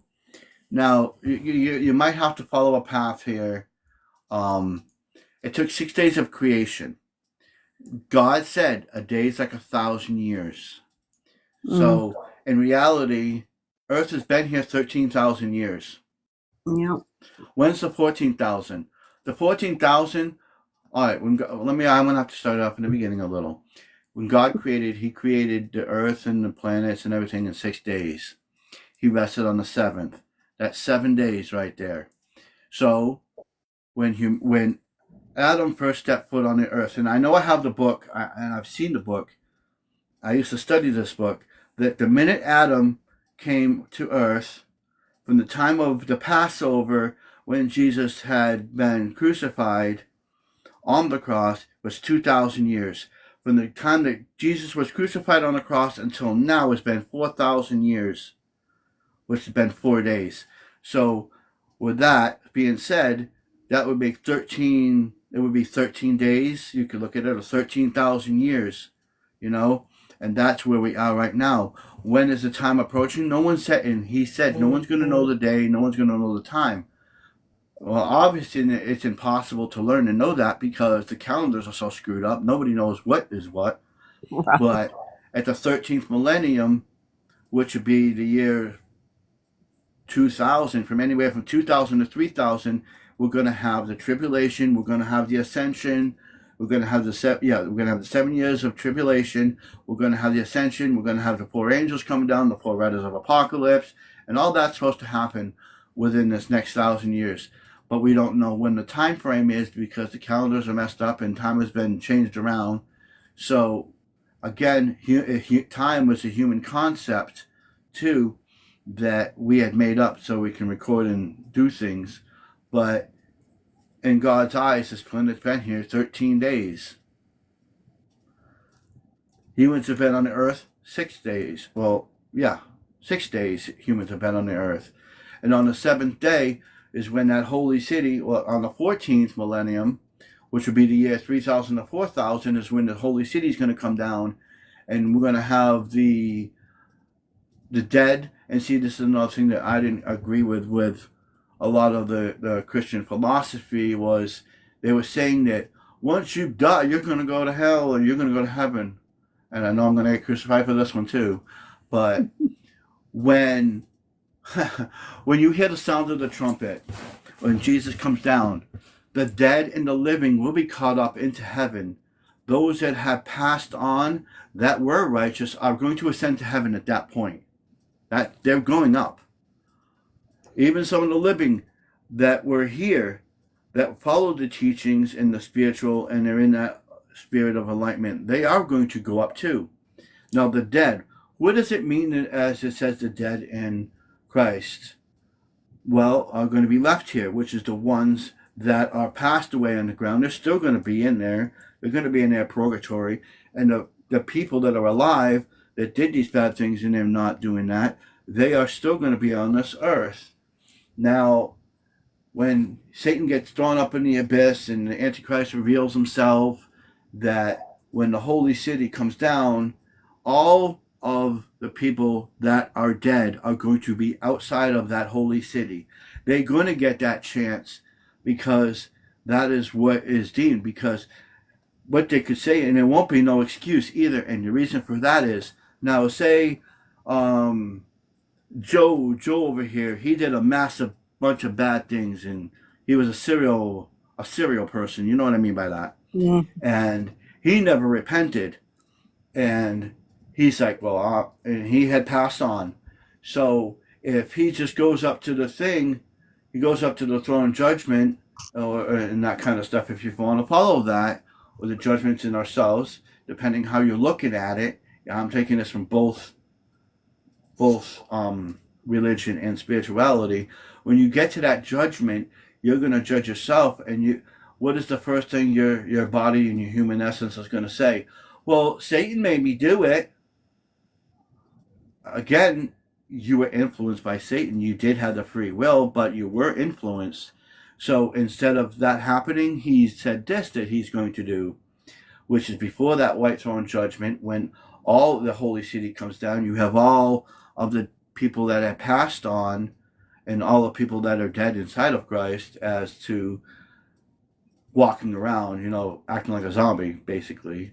They're going to be on the earth, and they're going to get that chance to be themselves without that darkness infecting us, because it's going to be locked into an abyss with the Antichrist. So the Bible says that we're going to be there for we're going to have 1,000 years. There's going to be from the year 3,000 to the year 4,000 or somewhere like that, around there. And I can't quote times because we don't know what time is. But within that time frame, they're going to have the chance to be the better person, and they won't be able to say at that throne judgment, well, Satan made me do it. No, Satan was locked up. That was on yourself, buddy. You did it. You did it. You had the choice. You chose to keep doing bad things. You can't blame him. He's been locked up for 1,000 years. It's on you. So again, that's where I say it's always about in ourselves, because we make our own personal hell, and that's what it is. Yeah. We're making our own personal hells. That whatever our trauma is, and if we don't get out of it, we're making our hells.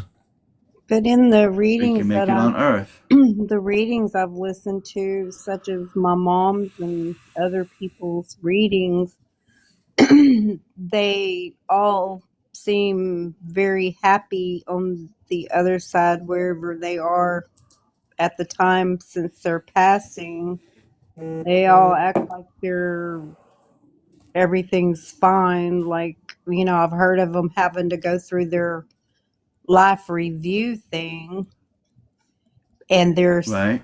but they don't know, they don't talk about anything bad that happened while they were here on earth in any reading that I've heard from a true medium. Not the And fake ones. here's the thing that people don't understand. Oh, sorry.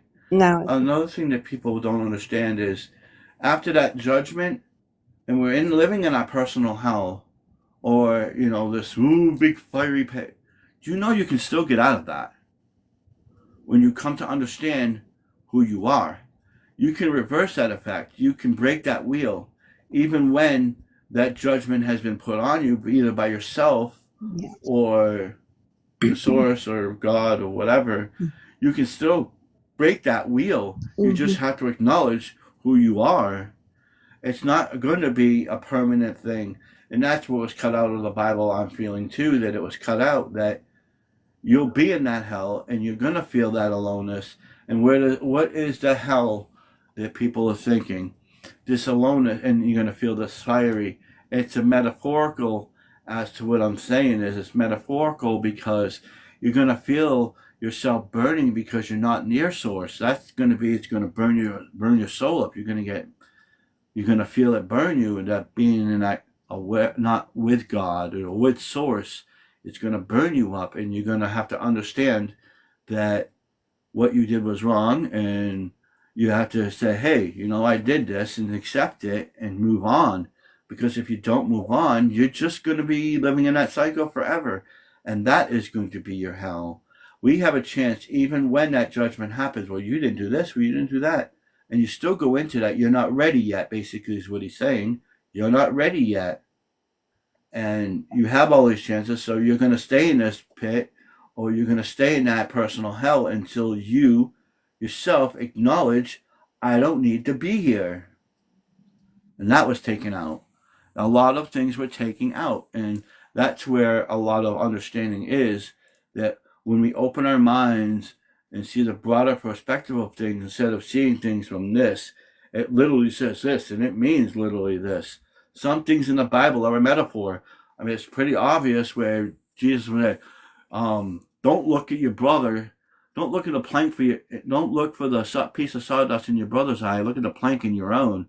Basically, it's metaphors. It's telling you right there what you need to do. Or he who did not sin cast the first stone. Did anyone cast a stone? No, because everybody's a sinner. Mm, Why? I just Because said everybody's that doing bad things today. and they didn't fix themselves. I just Huh? said that in a comment today on somebody's video because somebody said something stupid, and I said that very same. And it all stems back to what? What does it all stem back to? This whole conversation, who Judgment. does it stem from? The judgment of yourself. You are judging yourself. Mhm. Work with yourself and conquer that and be that light. That is what all this was about. This whole entire thing was about being yourself. Look within yourself, because you are creating that world. You have free will. Some things are predestined because they're meant to happen. We can change in how it alters and how it goes, Mm. but we also have to understand that we are the writers. We are our creation. We are creators. We are that light. When we look within ourselves and we find what we need to do it. It's all back to being yourself. Everything is inside yourself. You don't need to look to the stars. And I remember this in the Bible. You don't need to look to the stars for an answer. You don't need to look to anybody but yourself. Everything we need is on earth. Earth. What is earth? Ourselves. What are we? Part of earth. Humans. What is humans? Humans is water and mud, basically. What is in our bodies? 70-something water. We got our bones are made out of crystals and minerals. What are we? We're part of earth. Where's the answer? In earth. What are we? Earth. For earth. Earthlings. From earth. From Gaia. Hello. Yeah. Yeah. Right. I'm just trying to understand. Why would a loving God who gave us free will send us to hell for not following him? He wouldn't. You're sending yourself there if you think about it, because you're sending yourself to that hell. He's not sending us. It's us we're sending ourselves, because we're refusing to be that love, that light in the humanity that we're supposed to do. If we're refusing it, we're the ones doing that.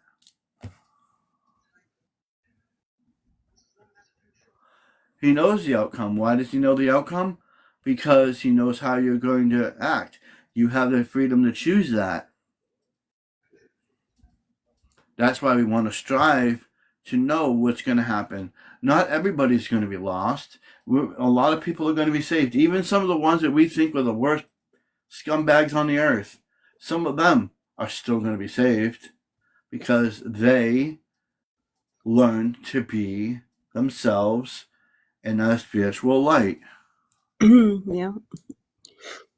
And we all have bad and good in us. And Exactly, it's a monk. balance thing. You have to balance everything, your good and your bad. Unconditional love. Unconditional love. No matter what somebody does to you, you're still going to love them. Maybe from far away, but we're still going to love them. Yep. And I had this conversation yesterday. Me, Gabby, and a bunch of other people. There was this guy in there, he's a Christian guy, and oh my word! And it was a battle. They're the worst to talk to. Oh my God. He was saying he didn't sin.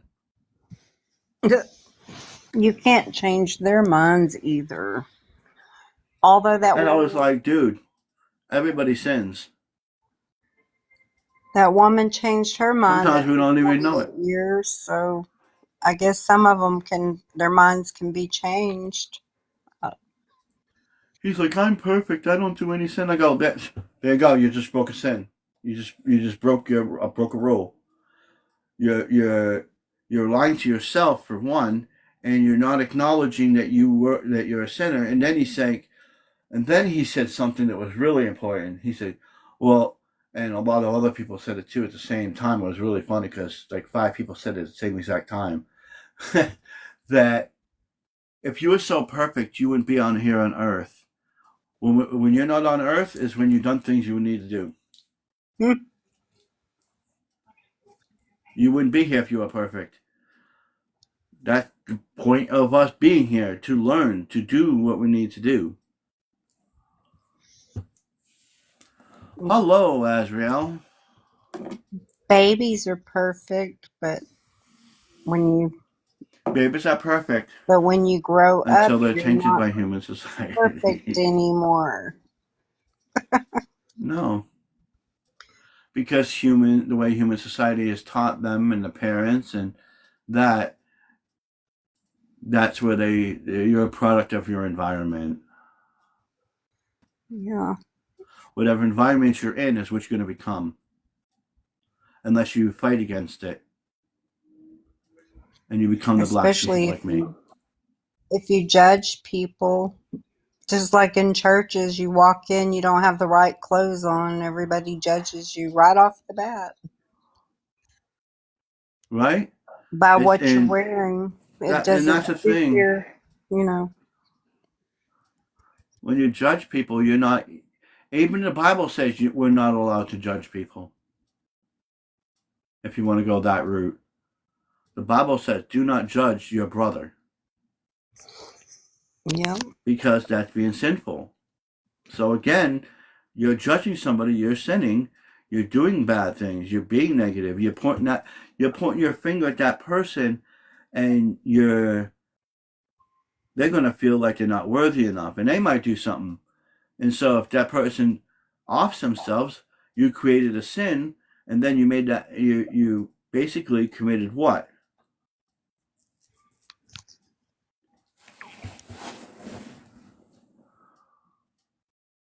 You created that person, and when you said that stuff to that individual, those negative things, that person felt low, and they did something. Yeah. Actuality, now you've got another sin on you, and the more that you acknowledge your sin, and say and clear it out, that negative thing or that sin, whatever you want to call it, you don't acknowledge it and you just let it go, like as if nothing happened. It's going to hold inside of you, and you're just going to pile up on them. And then, when you go to move on in a spiritual way, or even in the Christian way, that you're going to be in that personal hell. Everything that your worst fears and all those bad things are just going to keep haunting you until you work through them. So again, that's why we're here now, to work through all of those times. This is why this is a special time to be on this planet, to work through all of those sins, to work through all of that darkness. Sometimes we manifest these big D words, You know, sometimes we manifest these bad things to happen to us. Our mind is a very powerful thing, you know, because we have a pineal gland, and you know, we can use it for bad. When that electricity inside of us rises, and now what is that pineal gland? It's in your brain. It activates certain things within your brain to think and manifest certain things. All those fears, even fear you can manifest that fear through your pineal gland. You can manifest positive. And that's why we have to be mindful of what we're doing and what we're saying and our actions that we do and how we treat other individuals. Because again, we are a creator. We have the energy of God and source inside of us. So whatever we're projecting, we're going to give onto others. You know, even when we can walk into a room, if we have positive energy, we walk into a room, everybody's going to feel that positivity. We walk in a room all negative, people are going to feel that negativity. Again, we have to watch what we're projecting. And if you're not feeling in that spot, then we need to cut it off and say no. Like me, at one time, I was so irritated and angry at certain things.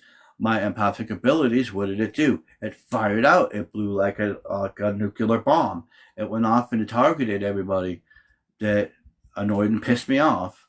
And I had to learn in the last 9 weeks that no, I can't allow that to enter my space. I can't allow that energy to be dispersed like that. I have to learn how to ground better. I was grounding, but I wasn't grounding better. So I have grounded better, and now I can maintain that energy.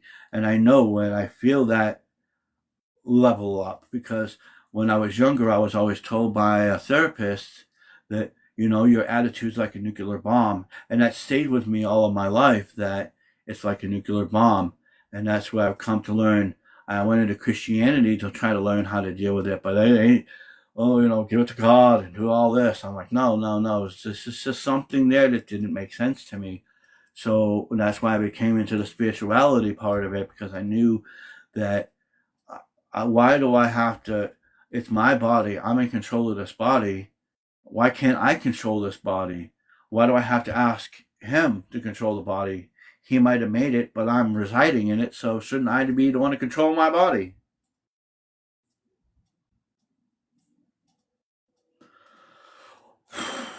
Wow. I don't know what is going on today. I'm hot.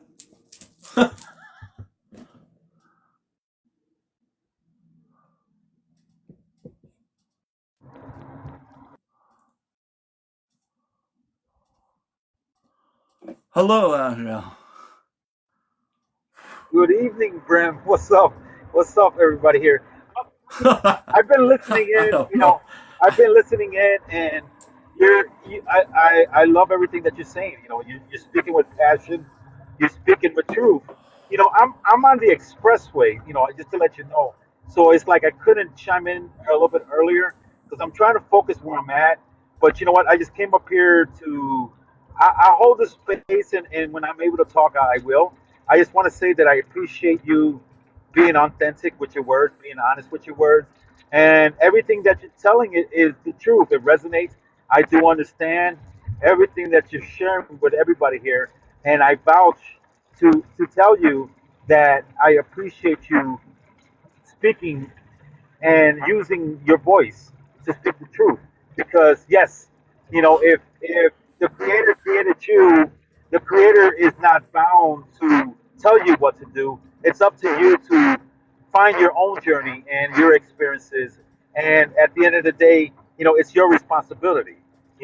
Whether that individual in the discussion that was telling you, if he knows what you're going to do, then what's the purpose? No, it's not about that purpose. The purpose is each one of us is supposed to experience.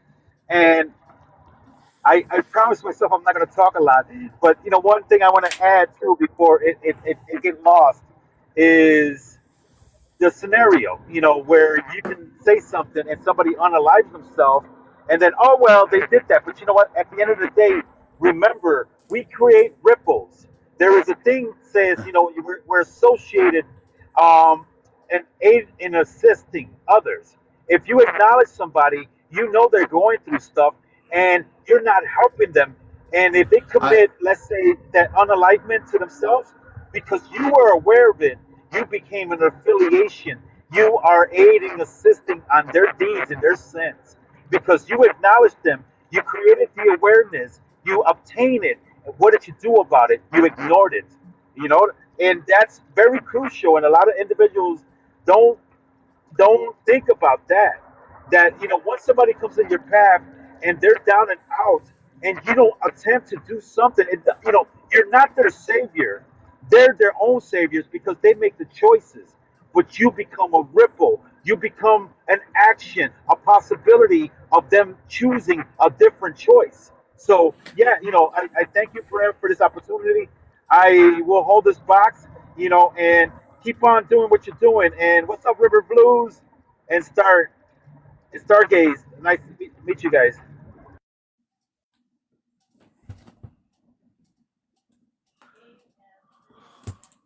Good to see you. And for so long, I wanted Okay, to be have this sure. conversation, but when I started this conversation with individuals, it was, oh my God, he's preaching. It was like, oh my God, he's preaching, or I don't want to hear a lecture. It's not about that, damn it. It's about me having a message that I can't put out, and I've been sitting on this message for almost 3 years, and it's never the right time. But for some reason, right now, at this moment, at this second, when I started it, I was like, you know what? This is the moment. This is the time. I'm just gonna just go and just say it, and that's where I think it was a lot of my frustration is because I had this message that I couldn't put out, and I know I wanted to put out. How people took it, I wanted to give the message out so they'll have an understanding. They can choose to take it and acknowledge it for whatever it's worth. But I wanted to give this message for so long, but I felt like I didn't have a voice because when I went to speak, somebody would come in and change the energy in the room, or somebody. And I know it's not just their fault.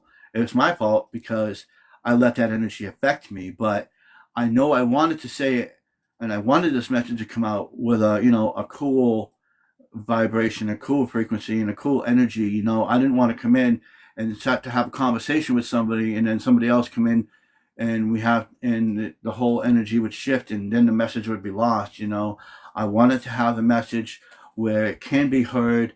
I don't care if there's 2 people in here at this point, or 1,000 people, because like you were saying, it's a ripple effect. And I've come to acknowledge that people are going to hear this. One person might tell 2 other people, and kind of like that. And that's where I've come to understand that if I have a message, I should use my voice and say to them, say my message, and don't let somebody hold me down and take that power from me, and that's what I was doing. But I knew, I had a feeling it was coming because it's not been me. I've been playing it in my mind for like the last 3 days. It's been bam, bam, bam, bam, bam. I'm like, okay, I think I'm getting it. I think this is the time. And yesterday I had this conversation with somebody, when you're going to know when the feeling's right. And right at this moment, I didn't think it was going to happen, but this moment is the time it happened. So there you go. And I don't think anybody's ever heard me speak like this. I don't think And so. That's why I'm do I here. feel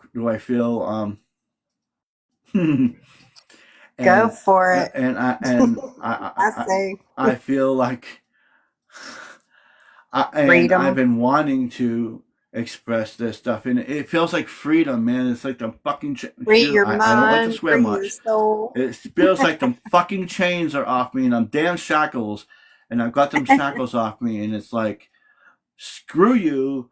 I'm not going to be shackled down anymore, and that's where. And usually I don't like to swear much lately. I've been trying to cut that out, but at that point, that word just decided to say, "Freak them chains, man." I'm going to say it.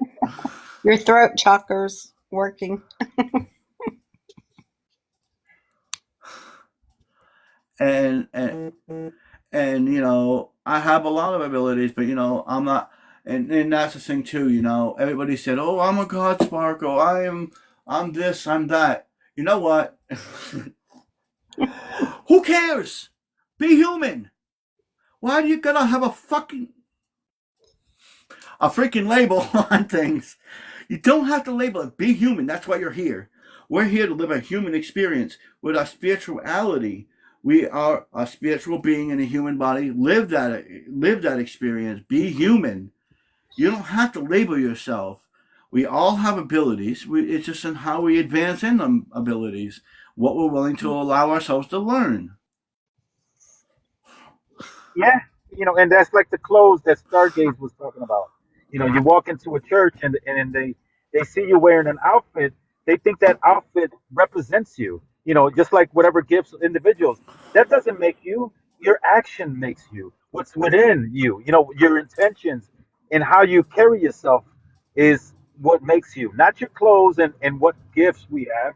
It's what you do with it. We can have all the money in the world. Guess what? What are we doing with it? So it's all about our actions. Yeah, I've spent all my life trying to fit in and thought, oh, if I don't have the right kind of clothes, nobody's going to like me. Or if I don't talk right, nobody's going to like me. And if I don't walk What do right, you think, Suzanne? I'm I, dozing I again. I'm sorry. I Go thought, ahead, River. I Go thought, ahead, River, I please. thought, what? I'm here in and out. I keep dozing. I started dreaming about Teresa showing us something. what was I showing you? I can't remember now, but I almost said, "Oh, I like your such and such," and then I thought, "Oh, yeah, That's well, funny. I like that. That's cool. So what do you think of what was said, River? well, I missed the last part of what was said. I'm sorry because I fell asleep. Oh, I'm You gonna rocked post this me on to Facebook. sleep. I mean, on You what? I'm gonna go on YouTube. I'm posting this one to YouTube. Good. Well, I'll So watch it. yeah. Yeah. Hopefully they won't get me in trouble for saying the F word. No, I no. don't know. I hear. When you upload it, it'll ask, "Is this for kids?" And you say no. It's for 18 and over. And basically just with that, you'll be fine. But you know what, Bram? The reason I'm up here is because what you just mentioned about yourself. You found your voice, you found your passion, you found what resonates with you. And as somebody in the community, I might not be the most known individual, but I have a lot of friends and from different places throughout the TikTok community. And I came up here to acknowledge you that I see you, I know you, and I hear you. I hear your voice. I heard you many times in the past, and I just wanted to tell you, by me being present here, that I acknowledge you. I embrace you.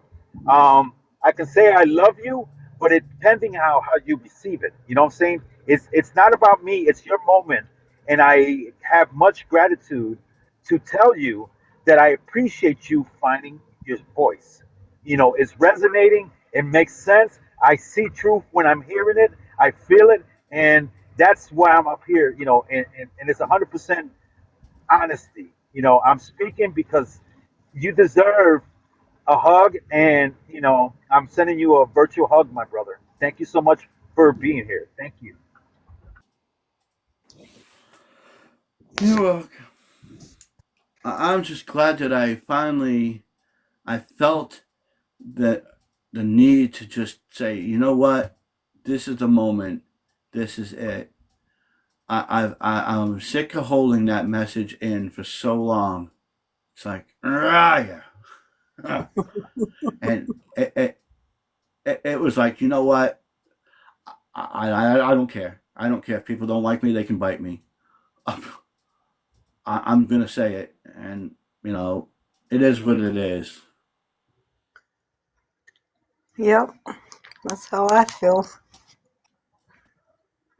And this is what I believe. Believe it or not, resonate or not, this is how I am, and this is how I am in my universe, and this is where And I'm explaining my universe. If it resonates with you, cool. If it doesn't, oh well. Yeah.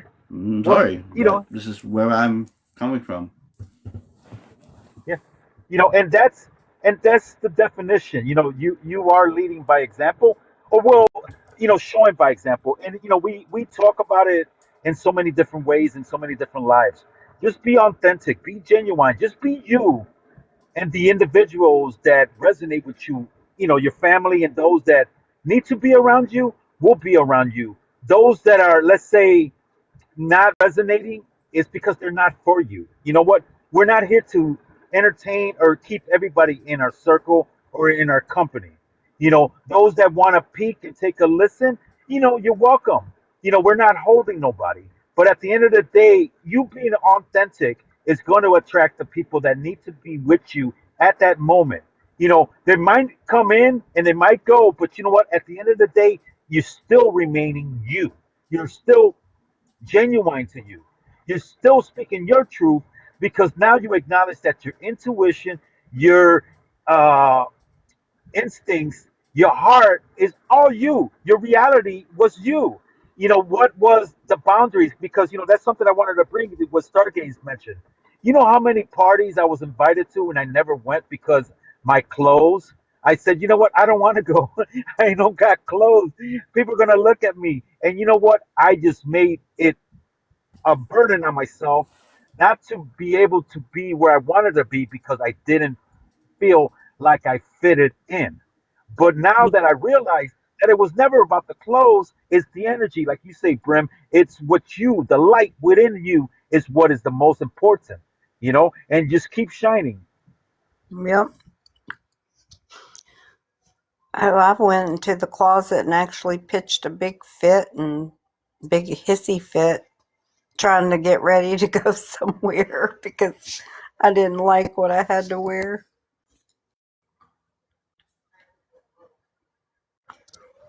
Are you froze, Brim? I think he's froze. There he is. You were frozen.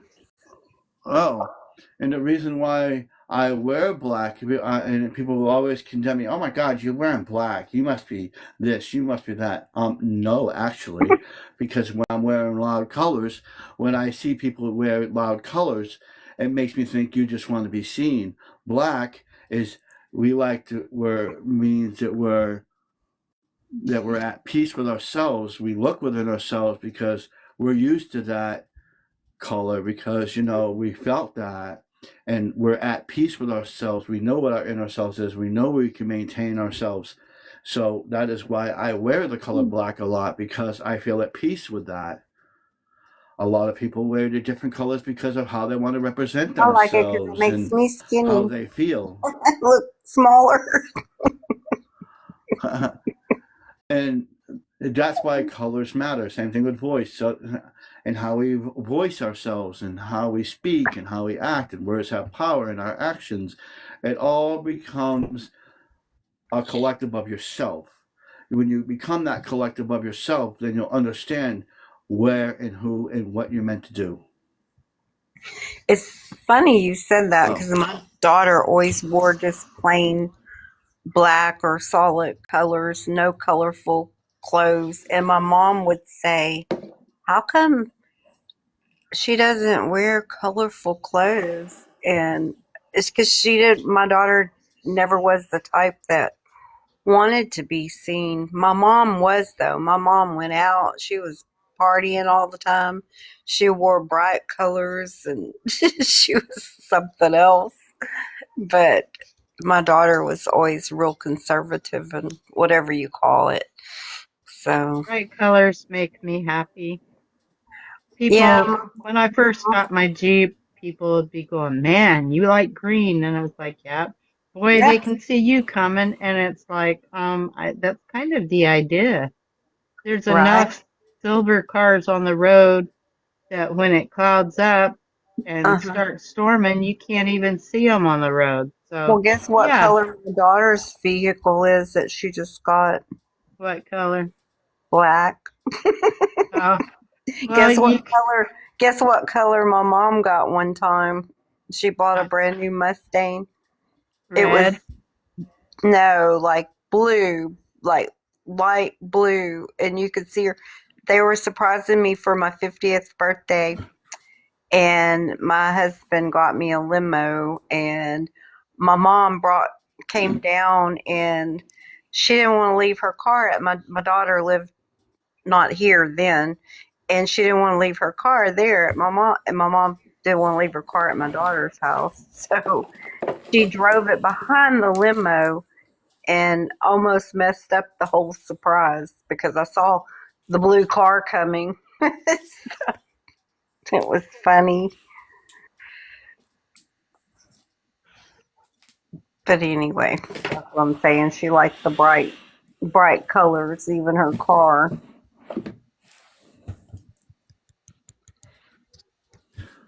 I like red sometimes. I like blue. I like gold. Well, I like to wear black, but I mean, I wear colors too, but it doesn't really matter to me one way or the other, you know. I'm not trying to impress anybody anymore, so. I think it's pretty weird You for see, somebody to judge somebody's spiritual. Well, first of all, they shouldn't be judging any of us anyway, but to judge your spirituality based on what color you wear is kind of silly. Right? It is. yeah, when I went to church, they were like, "You can't wear black. We can't wear that. That's black." You know how you always wore black to a funeral? You know, everybody, that's all pretty much changed over the years. People aren't quite like that anymore. But, I mean, you can't go wrong with a black I dress. think the colors of our clothes express our emotions. Yeah, I think so too. I like purple. That's my favorite color, but I don't really have a lot of shirts that are purple. I bought a purple February t-shirt one time, but basically that's it. Did you guys ever hear my new song? Mm-mm. Oh, I wrote a song. I don't know why that just came into my mind. Oh. I have no idea. How long ago? Yeah, I wrote I think River heard it. About 2 weeks ago. Then no, I haven't for sure. I don't think I played it on live either. It is kind of a long song. Where did I wrote a lot of them, but where is it? No. Oh, Monk heard it. I did have it on TikTok. I don't know how I missed it. Oh, here it is. I don't know why I heard this, play the song. We look into our hearts, we search inside our souls.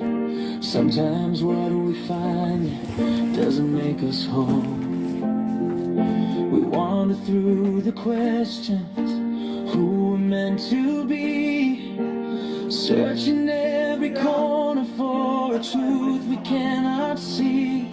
But there's a quiet whisper, simple and clear. The life I was living was never meant for me here. We stumble through the dark just trying to get it right. And when it gets too heavy, we try to take the lead. But we rise in love and light. Through the shadow, through the night. What we thought was out of sight was within us all this time. We rise and finally see we are who we're meant to be. In the truth, we're set free.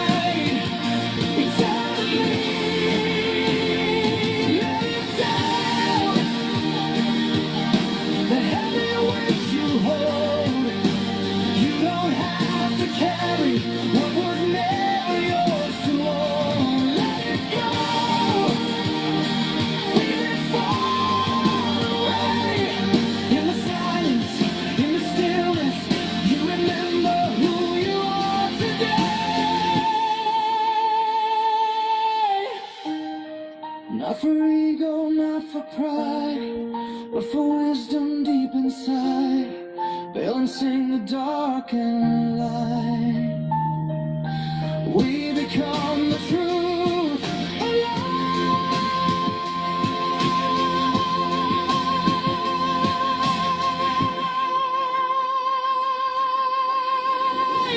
We rise to higher ground, a love that knows no bounds.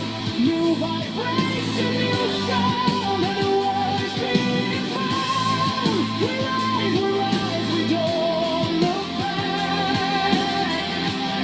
No more living in the past. We create, we are a better future for all mankind. In harmony, in melody, we stand as one. Underneath the same eternal sun, with love and light, we lead the way and build a new earth, starting today.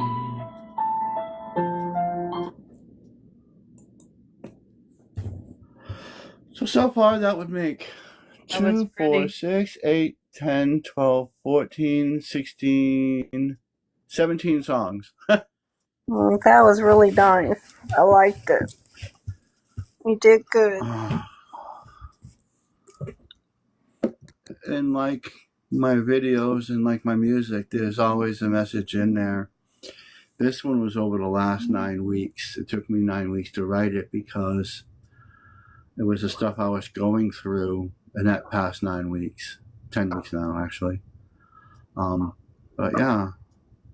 And that was, I took the inspiration and the learning that I've been learning over the last 10 weeks and I put it into that, and that's the words that came out. It was the living through hell of moving into River's son's bedroom. Well, you know, I'm not on all the lives, so I never noticed anything. So I didn't really know what was going on. I have a lot of wonderful songs I like that I wrote. I can't believe I wrote that many. I'm astonished. I thought I was only going to have that one, but when somebody came in alive, it gave me the inspiration to do that, and I made 17 so far. That's awesome. I know Oracle Nomad, he writes a lot of songs, and he doesn't sing them either. I think they're all sung by AI. I wrote mine, but thought mine he are did. AI. I thought he did sing all of his. Not to He said my he did. knowledge. I don't know. He said he sang his, but he played with the voice. Because it doesn't match his voice to me, but people sing different than they talk, so I thought they said that it was not him. I don't know. I've heard That him one sing voice- along and it sounded like him, but I don't know. That one song that I play that I love, that one sounds like me a lot. Mm-hmm. Well, my Love friend Came Home. Kickin' Saturday, he sings, but he lets AI sing his songs too. He writes a lot of music. So I'm just sharing this out, and I have them on YouTube too, actually. mm-hmm. Just sharing as much as I can, whether it's I don't music, guess I've whether it's looked at- messages, whether it's videos. I don't guess I've been to your YouTube channel. I'm so behind on watching and reading, and I've got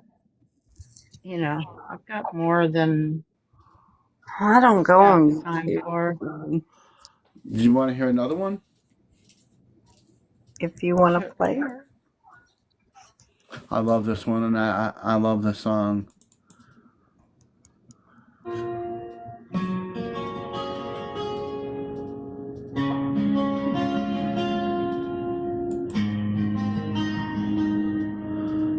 Sitting on a tree and feel a gentle breeze blowing softly, blowing sweet across my face. I turn inside a little more and hear the whisper at my core, tender voice that soothes my soul, a saving grace that breathes to rest in me like candles in the air. A voice upon the wind calling me to somewhere deep within. I hear my voice inside my soul. It sparks a fire in my heart and sets me all aglow. It opens channels I once closed. A love I lost begins to grow. A raging wild inferno flowing back into my bones. I asked for love, and love came home.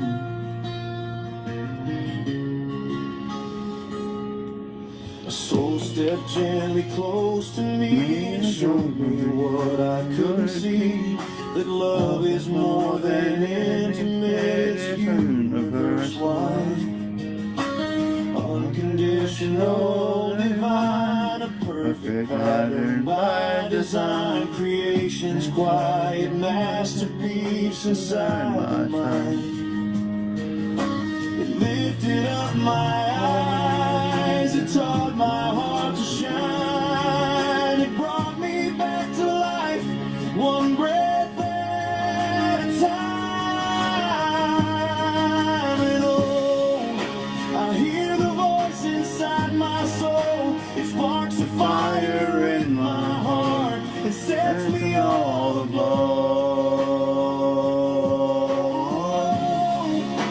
It opens channels I once closed. A love I lost begins to grow. A raging wild inferno flowing back into my noise. I asked for love, and love came home.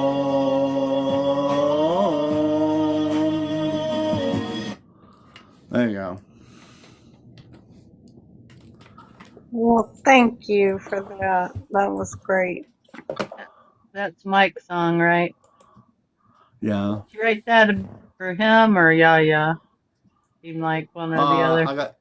Well, when I was thinking of that song, I was thinking of what was going on with me, but I also had Mike on my mind. I wrote Mirror Mirror because I thought of Honey, and I wrote Celestial Wind because I was thinking of Yaya.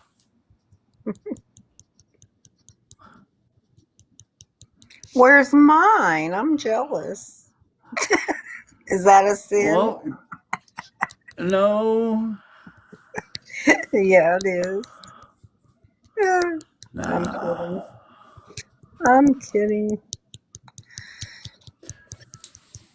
But yeah, it's all about how we have the balance within ourselves, and we can fear all these things, or we can say the world's doing it, and we can accept it into our lives and let it bother us and hold us down, or we can just not let it bother us and move on from it and just adapt to the situation.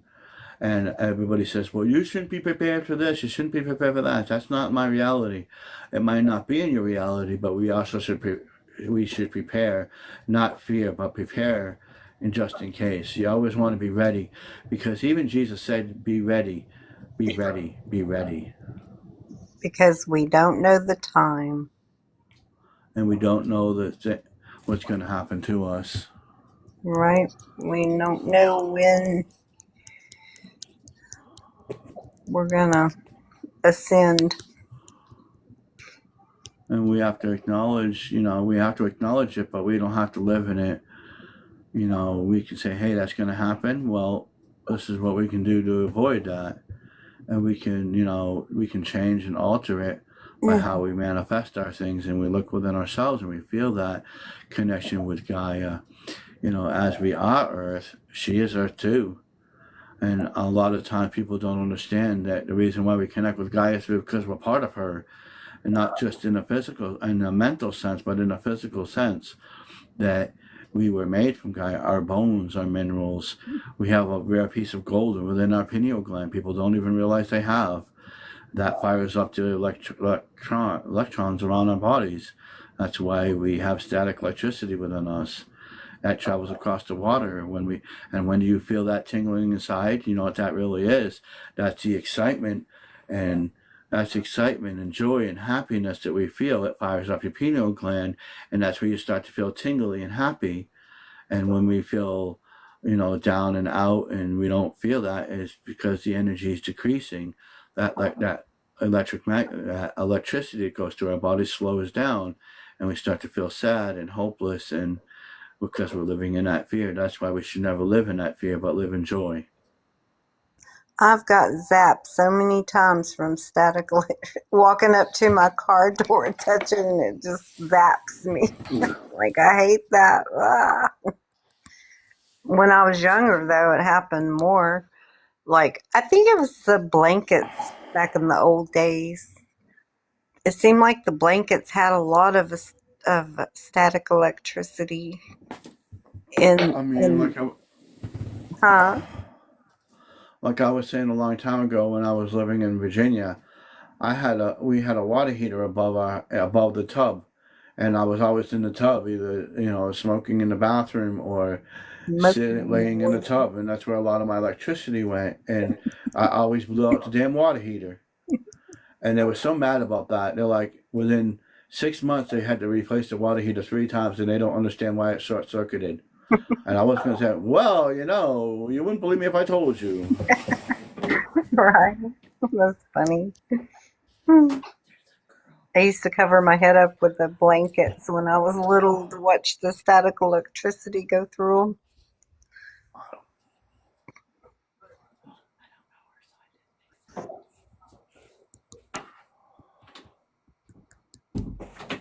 Who invited to come up? them. Because it came up, and I was going to accept it, but I don't know where the person went. Huh. I was looking. Oh, but yeah, our body is. We can be the most electrifying person on the planet, or we could be that, and when that electricity is firing through us, that means that we're at the point where our light is the brightest. You have to take the cues from your body. You're in control of your body, so you're the one who knows your body the most. And if you want to, what's the best way to keep them spirits and that spirit and that electricity flowing through you? Keep yourself positive. Do something you like. Bring out your inner child. Acknowledge all these good things. And a lot of times people want to focus on the bad things, but they don't ever want to realize the good things. I could sit here and do one bad thing and do 100 good things, but somebody's always going to remember those bad things, because that's human philosophy and that's how we think. And we have to change that everybody can change, and everybody is different. And we don't want to look at them in that old reflection. And sometimes we keep on looking at them with that old reflection of who they were, not who they are now. Yeah.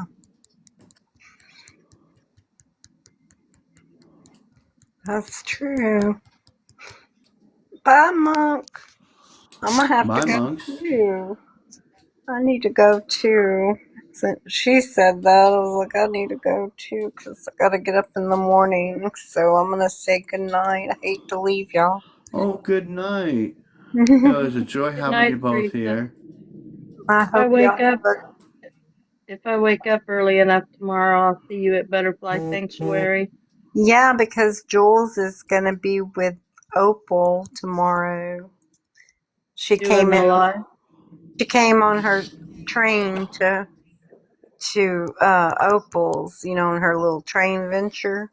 Oh, that's right. They're going to Yay. do a live together tomorrow. Yeah, she Oh, came to Houston and she called me last Friday, but I was leaving to go out of town with my daughter to my aunt, uh, and she only had 45 minutes. It would have took me 30 minutes to get down there, but I don't drive downtown, so I'd have to have someone take me. I just don't like driving in a big city like that. My anxiety gets the best of me. I barely which go anywhere anymore. which city would she go to? She was in Houston. I live 19 miles Oh from her. yeah, Houston is scary AF, She man. wanted me to meet her there for 45 minutes. That just wasn't worth it. But I Man, couldn't anyway. So, downtown Houston, yeah, gosh, it about did me in. right. If it We, was a Emma, small town train station or something, it would be different. But yeah, I'm just, Houston's a whole nother story, especially I had to go to the Galleria area and oh God. I told Emily, it's like when I find a place to park, I'm gonna take it and we'll just have to walk however far we have to walk because this is freaking me It's, out. it's not that bad once you get down in Houston, but I don't like driving on the highway, period. I'll drive on the highway to go to my son's in Tyler, you know, like towards north, I'll go. Or, you know, I'll drive a lot of other places, but I just don't like that traffic. Houston was very scary to me. I mean, it was like, oh my Lord. I I swear, avoided I it. cussed more that day than probably, I you know. know, that the freeway moves so fast Yeah. and the exits aren't well marked. And if you miss your exit and, Yep. and you get on one of I mean, there's clover leaf on top of clover leaf on top of clover leaf. And it's like, dude, I can't handle this.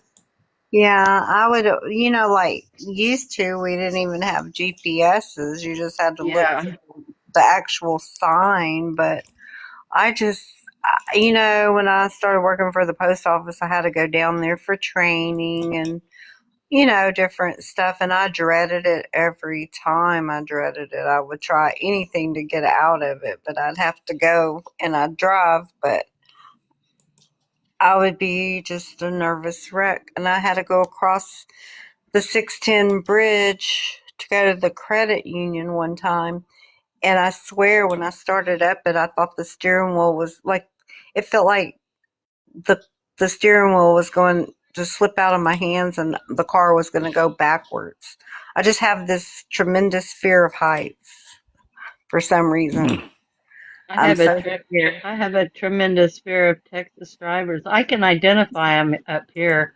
I'll be But on the that's highway and somebody will come barreling up behind me, and I go, "How much you want to bet it's Texas?" And as soon as they pass, there's a Texas plate, and probably it's my like, son. It was probably "Oh my my son. That's gosh!" how my brother It, used to drive like that too. He'd ride on people's asses all the oh time. man. Well, they change lanes just before they hit you, and it's like. I'm glad you're in I mean, it wouldn't matter what I was driving, regardless with as fast as they were going, but My son was talking to me on the phone yesterday and he was like, "Oh shoot." And then I said, "What?" And he said he almost didn't see a guy in the road with some stuff in the middle of the road. And I'm like, "What do you mean?" He said it was a worker working in the middle of the road with like some stuff, and it wasn't like a big crew, like a road crew, but he said he almost didn't see him. I'm like, "Oh Lord," because he was paying attention to his um, something. I don't know what he said now, but anyway, I was like, "Well, make sure you watch the road. That's kind of scary." But anyway, I'm gonna tell y'all good night, and y'all have a great night. sweet dreams. Good Good night. to see you. Sweet dreams to Hopefully, I'll y'all. see you in the morning. Yes, ma'am. All right. See y'all later. Bye bye. Good night. Bye bye. Good night.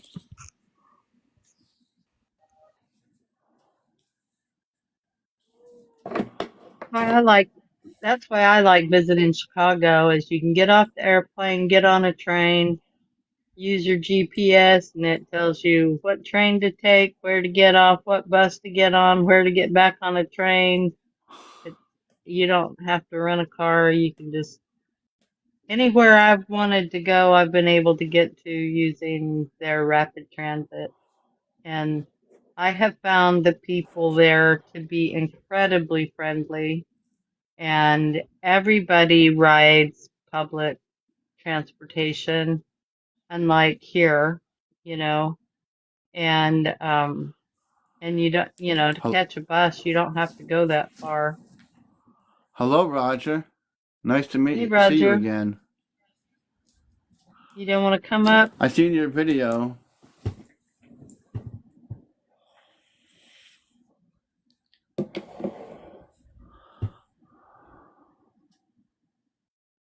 That was an interesting video, by the way, sir.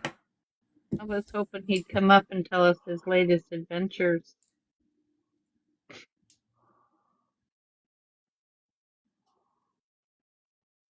with the orbs. Yeah. I pretty much think I know what that thing is that I seen. It was a time thread, and we could see our ancestors through it. Where? I sent it to you, I think. Hi, Tanya. How you doing?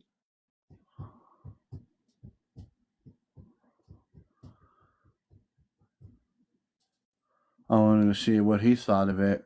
He was in here. See if I can pull it up, actually.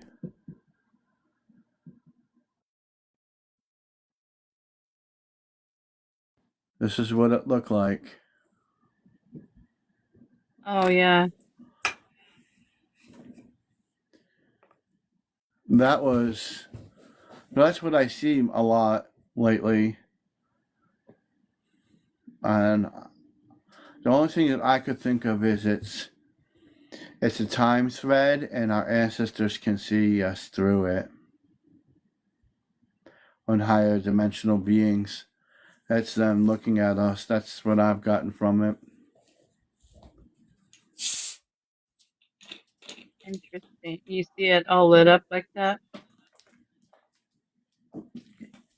Yeah, I see it like that. But sometimes the middle's different. The middle is sometimes it's gold, sometimes it's blue. And I see them when I'm on a phone conversation sometimes with certain people or certain individuals. I see that. Like when I'm talking to Honey, I see it like that, but there's a silver in the middle. It's about that size in the sky. Sometimes it's about 4 feet long, huh? Have you seen ancestors in it?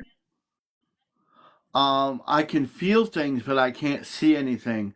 Only one time I seen something else on the other side of it, and it was because I was sitting on the back porch talking to Yaya one night, or one day, when I was here actually, and I seen it appear where that portal was that we had constructed, and I was talking to her, and I seen it. It just appeared out of nowhere, and I'm like, what the hell? I looked forward, and I could see a being looking through it. So it was a light being, and I was like, interesting. And then ever since then, I've been trying to figure it out. But did you try to talk to it? I was in a little conversation with Yaya, and I kept looking at it. Oh, sorry. And I was trying to use my mind to talk to it, but it just looked at me and gave me a calmness. That's what I felt. Calmness. I don't know if anybody else has seen them, but Israel, I thought maybe something like that. No. To me it looks like a crack through a veil. Like the possibilities of another side potential. But no, I never seen anything like that.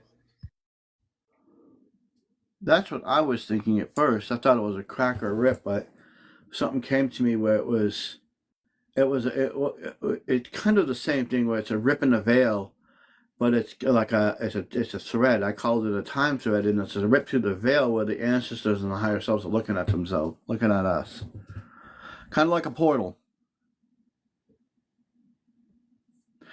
You know, to And be there's honest, orbs. the closest thing I seen to something like that was the solar eclipse, like staring at the solar eclipse. That's it looks like something like that. It reminds me of an eye.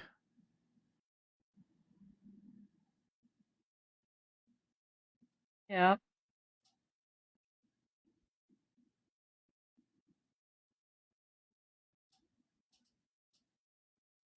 He saw a little, show that picture of the little light beam that was in my backyard.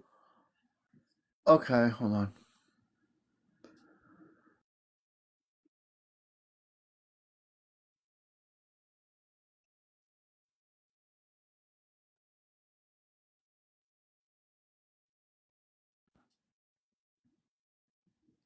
See the little, it looks like a woman fairy kind of thing to me. The white little lady down at the bottom looks like she has wings. What it looks like to me. But look at the circles of colors and stuff above her head. That was in the grass. How tall would you say she was, Graham? It was maybe the whole thing was maybe about a foot long. When I walked over, it was about a foot, but I didn't want to get too close because I didn't know what the hell was going on. So I do you think she was then about 4 inches? Yeah, she looked very tiny because if I zoom in, because I zoomed in on a picture,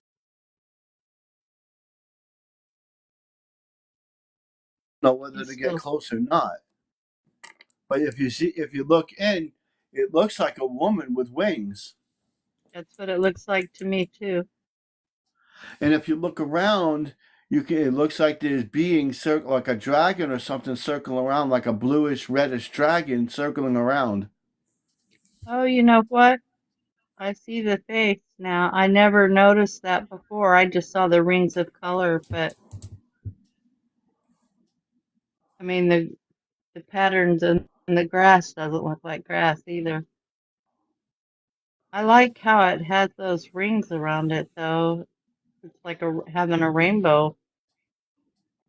I don't It know if is a anybody else seen rainbow. that, but it looks to me like a blue and pink dragon circling a being, and that's what I got from it. Well, see, like right above her head, it looks like a dragon head, and the little black spots are eyes. That's what it looks like to me. Yeah. I can see the mouth. And if you look around, it shows the whole mouth right there. And then the white spot above is the eye. You see how it's got that oval right there? It looks like the eyeball. I see the mouth. I see the whole face right there. I don't know if anybody else sees it, but that's what I'm seeing. But that the being was like, whoa, because it looked like she was moving within the light. I was going to try to record it, but I hit camera instead, and that's what I got. Well, I love that picture.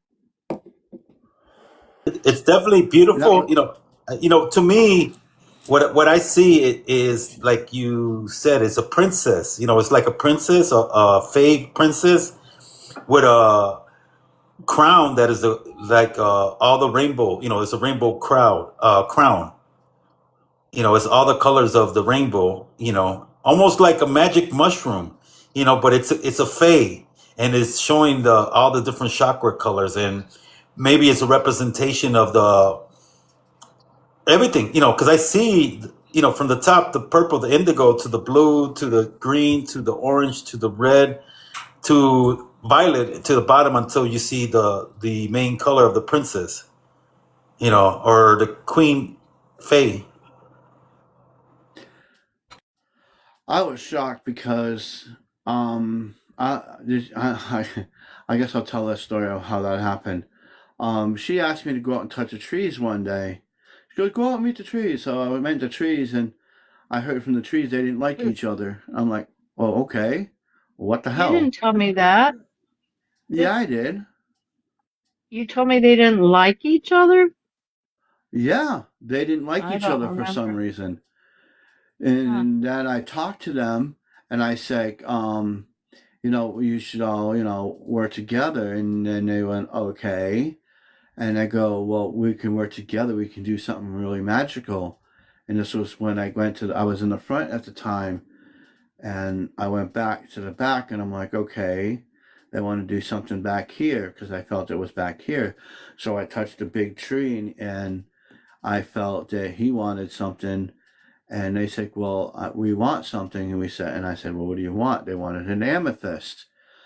And I'm like, so I went to all the trees. I go, what do you three want? And they've all said amethyst. And I'm like, well, okay, what for? And they go, you'll see. So then, I went, and after about a week or two, I decided to put these big amethyst chunks that I had out there. And as soon as I placed the last one in the tree and I went to the middle of the triangle, I touched the ground. I got a huge flash in my head of all three of them activating, and energy just came to the middle of where I was sitting. And I'm like, I want to open up a portal here for every positive being out here. Anything negative, do not allow in this space. And then next thing I know, I was like, holy crap, I could feel the energy. It was like, whoa, whoa, whoa, whoa, whoa. It was like, I'm like, holy crap. So I went in and I told you, and then about a week later, that showed up. And I'm like, what? And I was sitting in the house at the time, and I heard a voice go outside. So I went outside, I'm looking around, and I looked towards the ground, and it was right there. So I took the picture, and I zoomed in as far as I could after I took the picture. And right after I took the picture, it disappeared. So I'm like, what the hell? And it was exactly where I was kneeling down and saying, I want to open up a portal here. And that's where it was. And it's right in the backyard, right at that one spot. I'm glad you were able to get a So picture. I seen it, when you go outside and you see something flicker on the ground, I'm like, is that a meteor or something? So I'm walking close. I didn't know if it was a meteor. I was like, is that going to be radiation or something? I don't know. So I'm like, I was leery, so I took out the camera and I zoomed in and I took that picture. And then I zoomed in more and seen that, and I'm like, and then after I looked at the camera and looked back up, it was gone. But that's what showed up in the backyard. She's beautiful. I agree, and Brim, I definitely believe it's whatever resonates with you, whatever you felt, however you understood it, it lets you tap into, let's say, unseen world. In other words, it became a portal. And all those colors. Like I said, I see all the colors of the spectrum. And it's shining. It's shining right through. Where like one color from the prism. If everything and all that exists is a hologram, that was a ripple through the hologram, and you were able to tap in to see it. So you're witnessing a connection with mystical realms, and is deep, but I definitely believe it's whatever resonated when you witness it. As the light is shining, it could also be like, let's say a flashlight pointing at you. So that light and all those colors is allowing you to tap into, let's say, the chakras, so you got all the colors and potentials of all the chakras. So you're connecting with different balances within yourself. Let's say, all that is enlightenment, it's balance, it's magical, whatever resonated with you. it's true. In other words, you have to embrace whatever power or whatever you feel was given to you in understanding this moment. When I seen that, what I felt was Fey. It felt so Fey and ancient. It was like I unlocked something because when I felt it, I was like, whoa. It made me stumble back with the camera for a minute because I was like, whoa. I could feel the Fey energy from it. It was definitely Fey. Well, It was so Fey. we kind of knew that they are in my yard, right? Right. But I've never seen a Fey like that. That's the first time I've seen a Fey like that. That And kind of either was I different would, for me. if it was bigger, I would have thought it was an angel. Except, well, that's kind of how I saw Azrael. It Is almost was white like like it was that. teleporting in. And that's the same way I see it. Like, you both are saying, it's a fade, but I definitely believe those colors got, there's a symbol within all that, and the only closest thing I could resonate with this to make it, make sense or logic is Queen Toad, from Mario Brothers, the Queen, and then the Queen, and she's Yeah. protected by the mushrooms, the animated. But, in this aspects, those colors, all the representation are frequencies, they're vibrations. In other words, it's light language, so this picture in itself is representing light language, and that's what I meant by, if you could decipher and resonate with what you felt, then don't second guess what you're feeling. I definitely believe there's a hidden message in it, but it's not meant for like me or somebody else. It's meant for the one that actually seen it to resonate with it because the experience was unique. From what and here's another thing I keep getting in the back of my mind, that it was a dragon that was opening up the portal for the Fae. That's what I get. I think it was a dragon. It was a dragon because I keep getting that. This dragon opened the portal for this Fae, and this Fae is not no ordinary Fae. This Fae is ancient Fae because the energy that was coming from that felt very old and very beautiful, but old. You know what I mean? And I could definitely see it because, as you were pointing out, like when you look at that indigo, bluish, and purplish top, there is like an eyeball there. And then when you look at that empty box that's above me, it looks like a mouth, like a nostril, like a nostril. And it looks like it's wrapped around the light. It's going from Yes. counterclockwise. And the top of it, the purplish is the top of it. And the reddish purple, the reddish what is that, like an orange red color, is like the belly of it, and it's wrapped around that light. Like Yeah. you said, it's opening up the portal. I see it. That's exactly what I got from that. It was a blue dragon.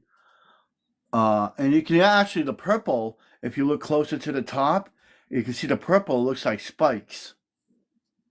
Like the spikes on the Yes. back. Yes, like spikes or hair or ears or something up there. Yes, I see it. I completely see it. Yes.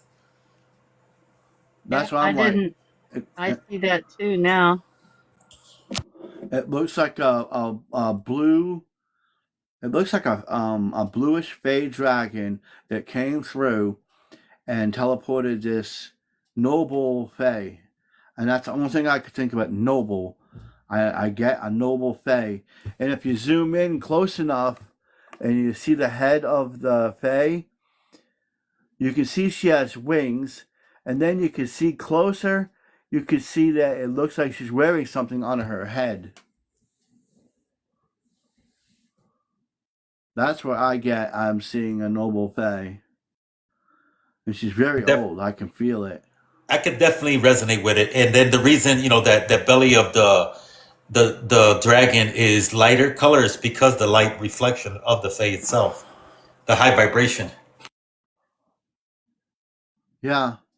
And like you said, there is the 7 chakras are in it. You got purple, you've got blue, you've got a different kind of blue, you've got green in there. I see green. You see gold, orange, and red. Yeah, they're all in there. All 7 of them are in there. Yeah, green. There's gold. There's orange. You know, it's unbelievable. That is definitely very epic. You know, a very epic picture that you have there. I was epic seeing it. I was almost like, what? There ain't no meteor. I wish I'd been out there and saw it too, but I didn't. Okay.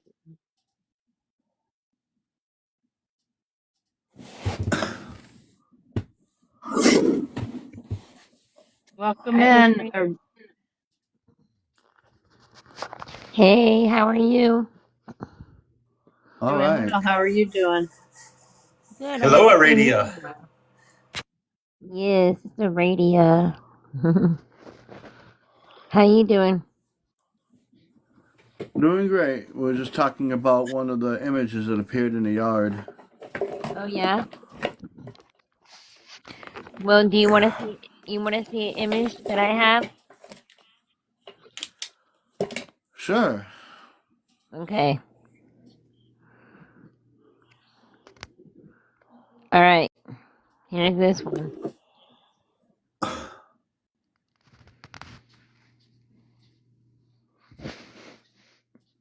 So That's tell my us dad, and that's me as a child that he's showing me in a portal.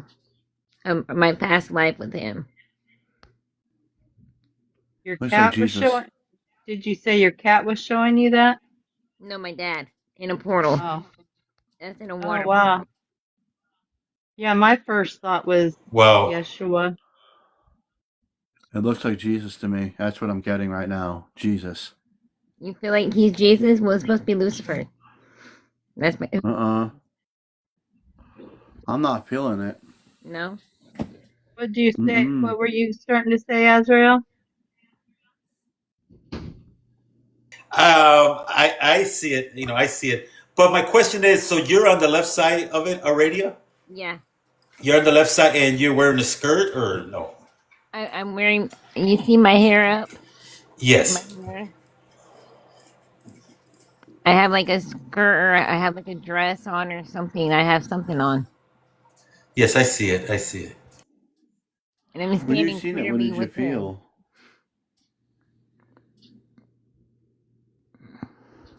So he's saying it looks like Jesus, but it's supposed to be my dad. Where did you see this? This is in a portal, water portal. I have more pictures I'm going to show you. You know, This is the distinct thing is the chin. You know, that chin that is there. You know, you can see the chin, and it looks like he's wearing something that's underneath his shoulders. You know, like you can see the shoulders, but there's like I see the distinct chin. There's a chin under. You know, facing to the right. I mean, to the left. It's like a goatee to me. yeah, like a long beard or something. Well, you know, well, that's what I'm, you know, leaning toward. But I wanted those to whoever Yeah. receives it. Yeah. So so there's a goatee. There's a distinct in the chin, and it also, if you look in the back of the hair, you know, it's a little bit long, not too long, just a long that I can see like those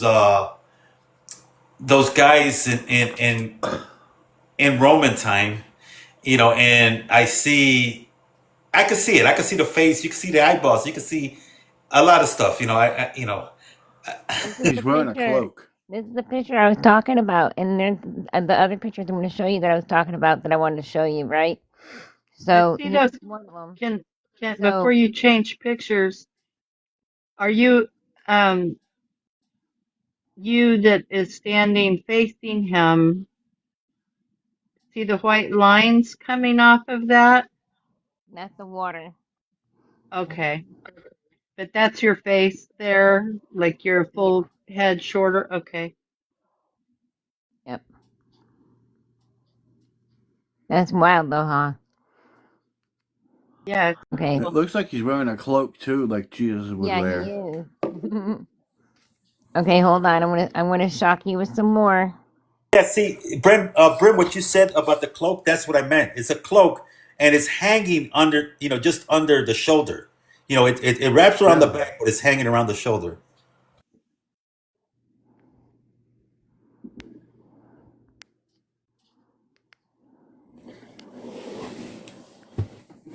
Okay. I'm gonna show you this one first. No, I'm gonna find the other ones. Then because I have a lot of paranormal pictures with Dad. I have a lot of them. I told you my magic's very strong. Remember, all natural. So this is the naturalist one that I'm gonna freak you guys out with. Just have to find it. It is so far. I've seen all kind of things.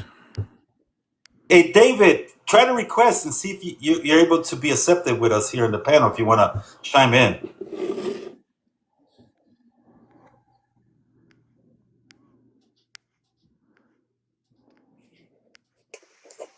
Oh my gosh, I can't find it.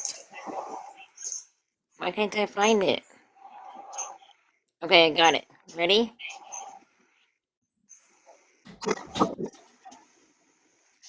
Damn. You see the numbers and the letters?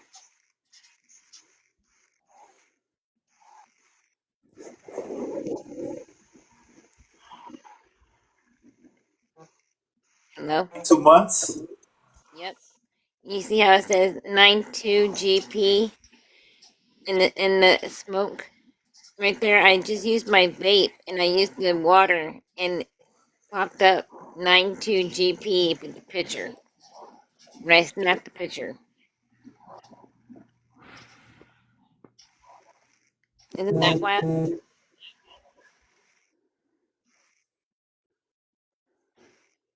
I don't know. You don't see it? At the top of the picture, On the left, it says 92GP. point with your finger where you see it. 92GP. I can't.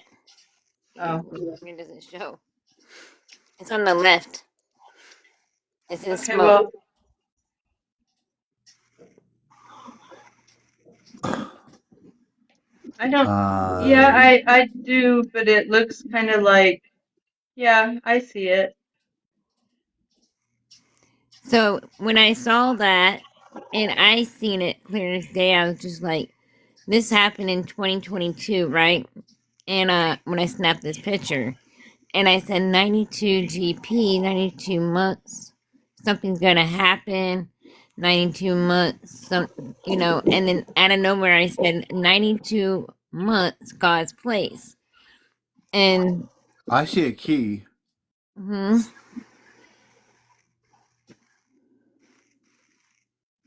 I see a key right above the TikTok symbol.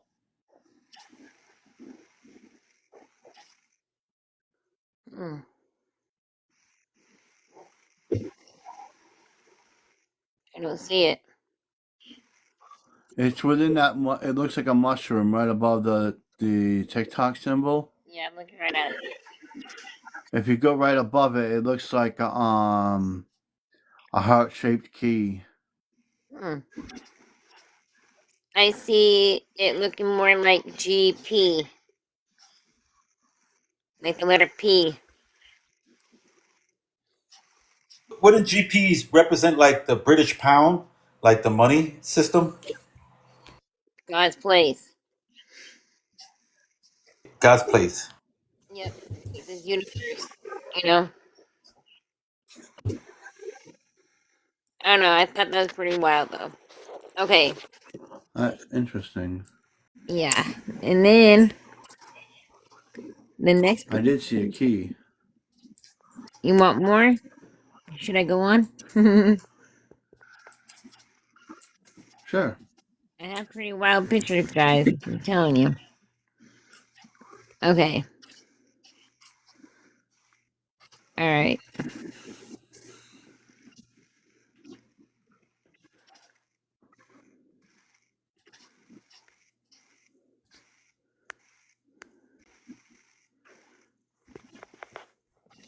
see an angel?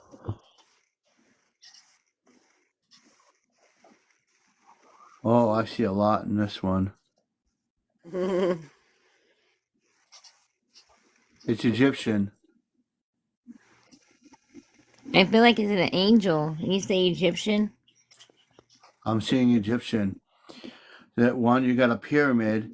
You've got that big thing with it looks like a hook on its head. That looks like an Egyptian helmet, like Ra. And beside it, it looks like another goddess, kind of like Isis. And then the other one, I can't really make that one out, but it looks like a being there too. Looks like there's three beings pointing at a pyramid. I didn't think of it like that. Now I kind of see what you're seeing.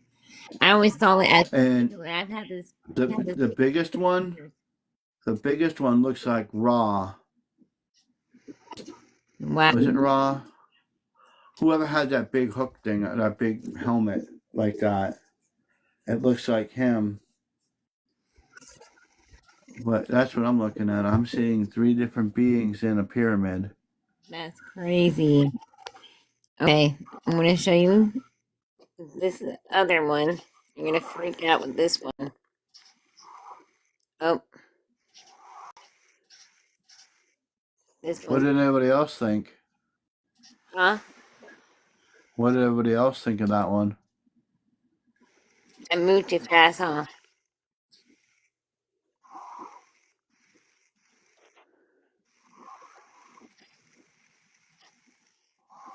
Okay.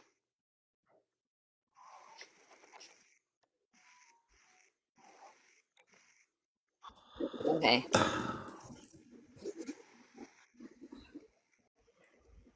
You know who that Whoa.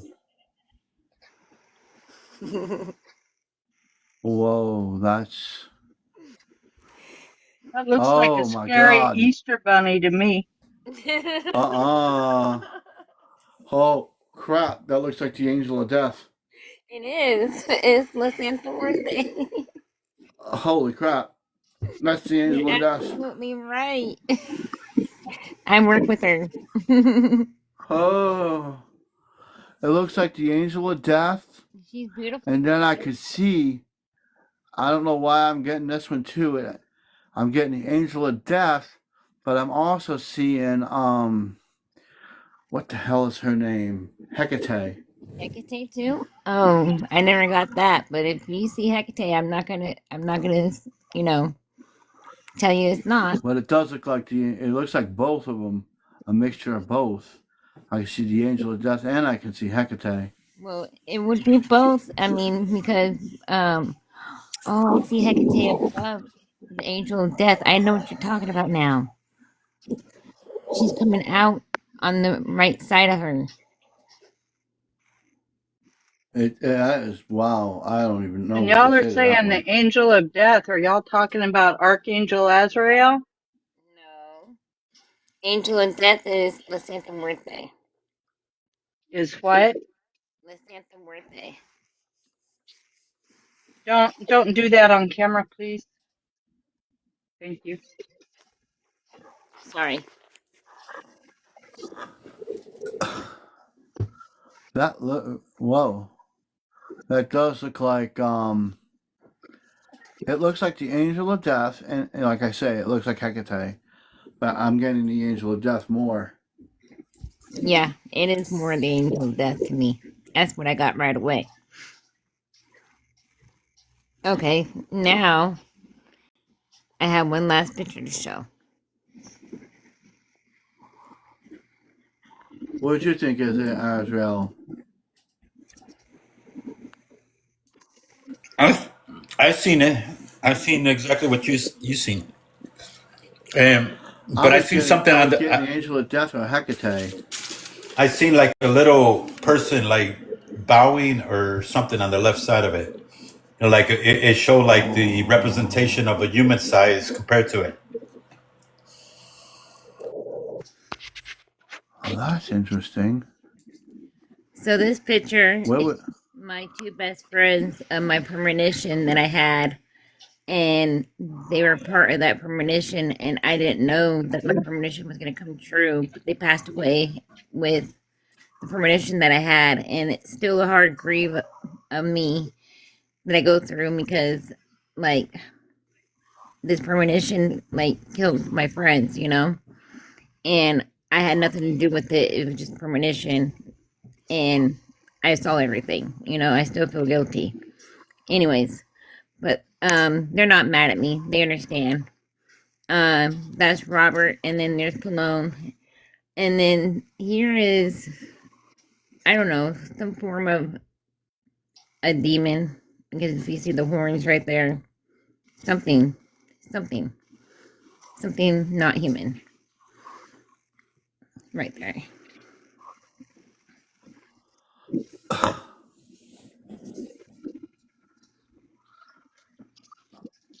I don't see demon. I see the eyes on top. There's some eyes above us, and then it looks like the Woogie Boogie Man from Nightmare Before Christmas, looking like it. You know, I don't know if you can see it. I see a white wolf. I see so many people in there. I see a wolf. I don't know why. I see a white wolf that's, and then I'm seeing fire beings, but I'm seeing a white wolf.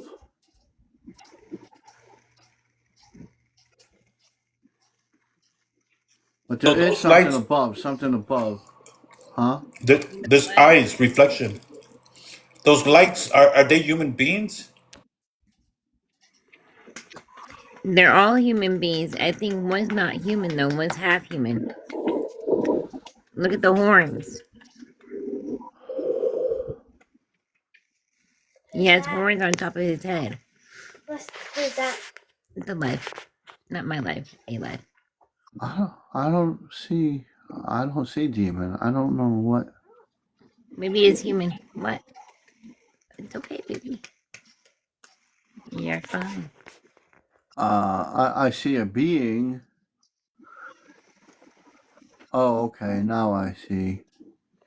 Can you put my shirt on? You see the white part by the flames? Yeah. It looks like a wolf head. If you're looking at it from the right side, it looks like a wolf head, and it looks like there's a ritual. That's what I'm getting from the fire. It looks like a ritual, but then up atop, above the white, it looks like something with a huge with a horn, and it was like orange. Yeah.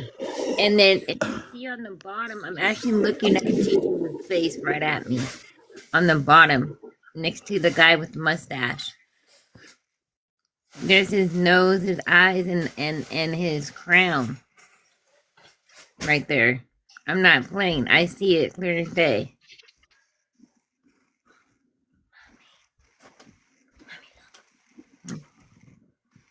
What do you see, River?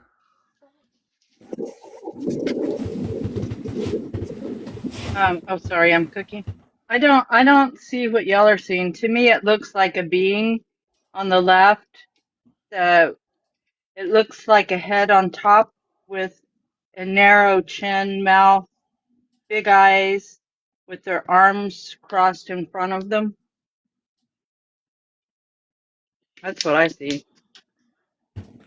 The orange to me looks like some kind of being with something on its head. And just below that, I see a wolf with the side of his face. And the fire looks like a ritual. That's what I'm getting. And that was just a picture taken. A straight picture taken.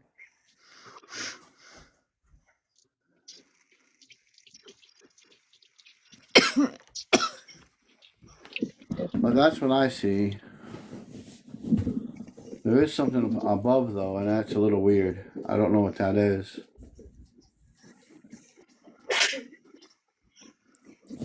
I never saw the face of Jesus until now. That just popped out. but he's there. He's like the whitest one. His face is like pure white. He almost looks like the same picture. Oops, sorry. Okay, you guys, I have to go. Okay. Have a good day. Okay. Good night, All right. Israel. Nice to meet you. Nice to meet you. Thank you for coming up. Okay, bye. Thank you for sharing. You too. And thank you for sharing.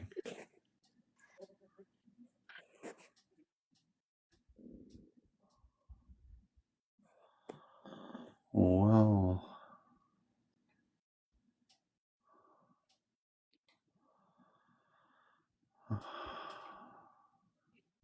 Y'all want to call it a night? You're live, dude. Whatever you Yeah, want to do. yeah, it's your life, Brim. Yeah, I'm feeling a little, after seeing that one image, it just got me a little like I need to ground or something. I'm glad you came and joined us tonight, Azriel. Yes, thank Nope, you. no problem. Like I said earlier, Thank you for all those that showed up too. came by to Did you? show support and acknowledge. Yay. Well, we're both glad you did. And I'm glad for all those that came in. It was great having you here. The next one will probably be Tuesday at 8 o'clock Central Standard Time, and who knows, I might have another massive message. If you want to look at my previous messages, please visit and the music that I have. You can visit my bio. If you visit my bio, you'll see a YouTube link. You click that and you'll see my past videos. You'll see the music. This video will be up probably tomorrow morning because, it's going to take forever to download it because it's TikTok. But I'm going to post this. So if you want to review it, you just go over there and click it and you'll see it. I'm Thank sorry you I for missed coming the and have a first 30 minutes. I was Oh, watching that's fine. Falling Skies. Oh, that's no I, problem. I was watching Chinese dramas before I got watched it here. so did you like them? The Chinese drama was interesting. Yeah. All right. I love you guys. See you later. All Blessed right. be. Yeah. Good night, everybody. I love y'all. Good night. Good night.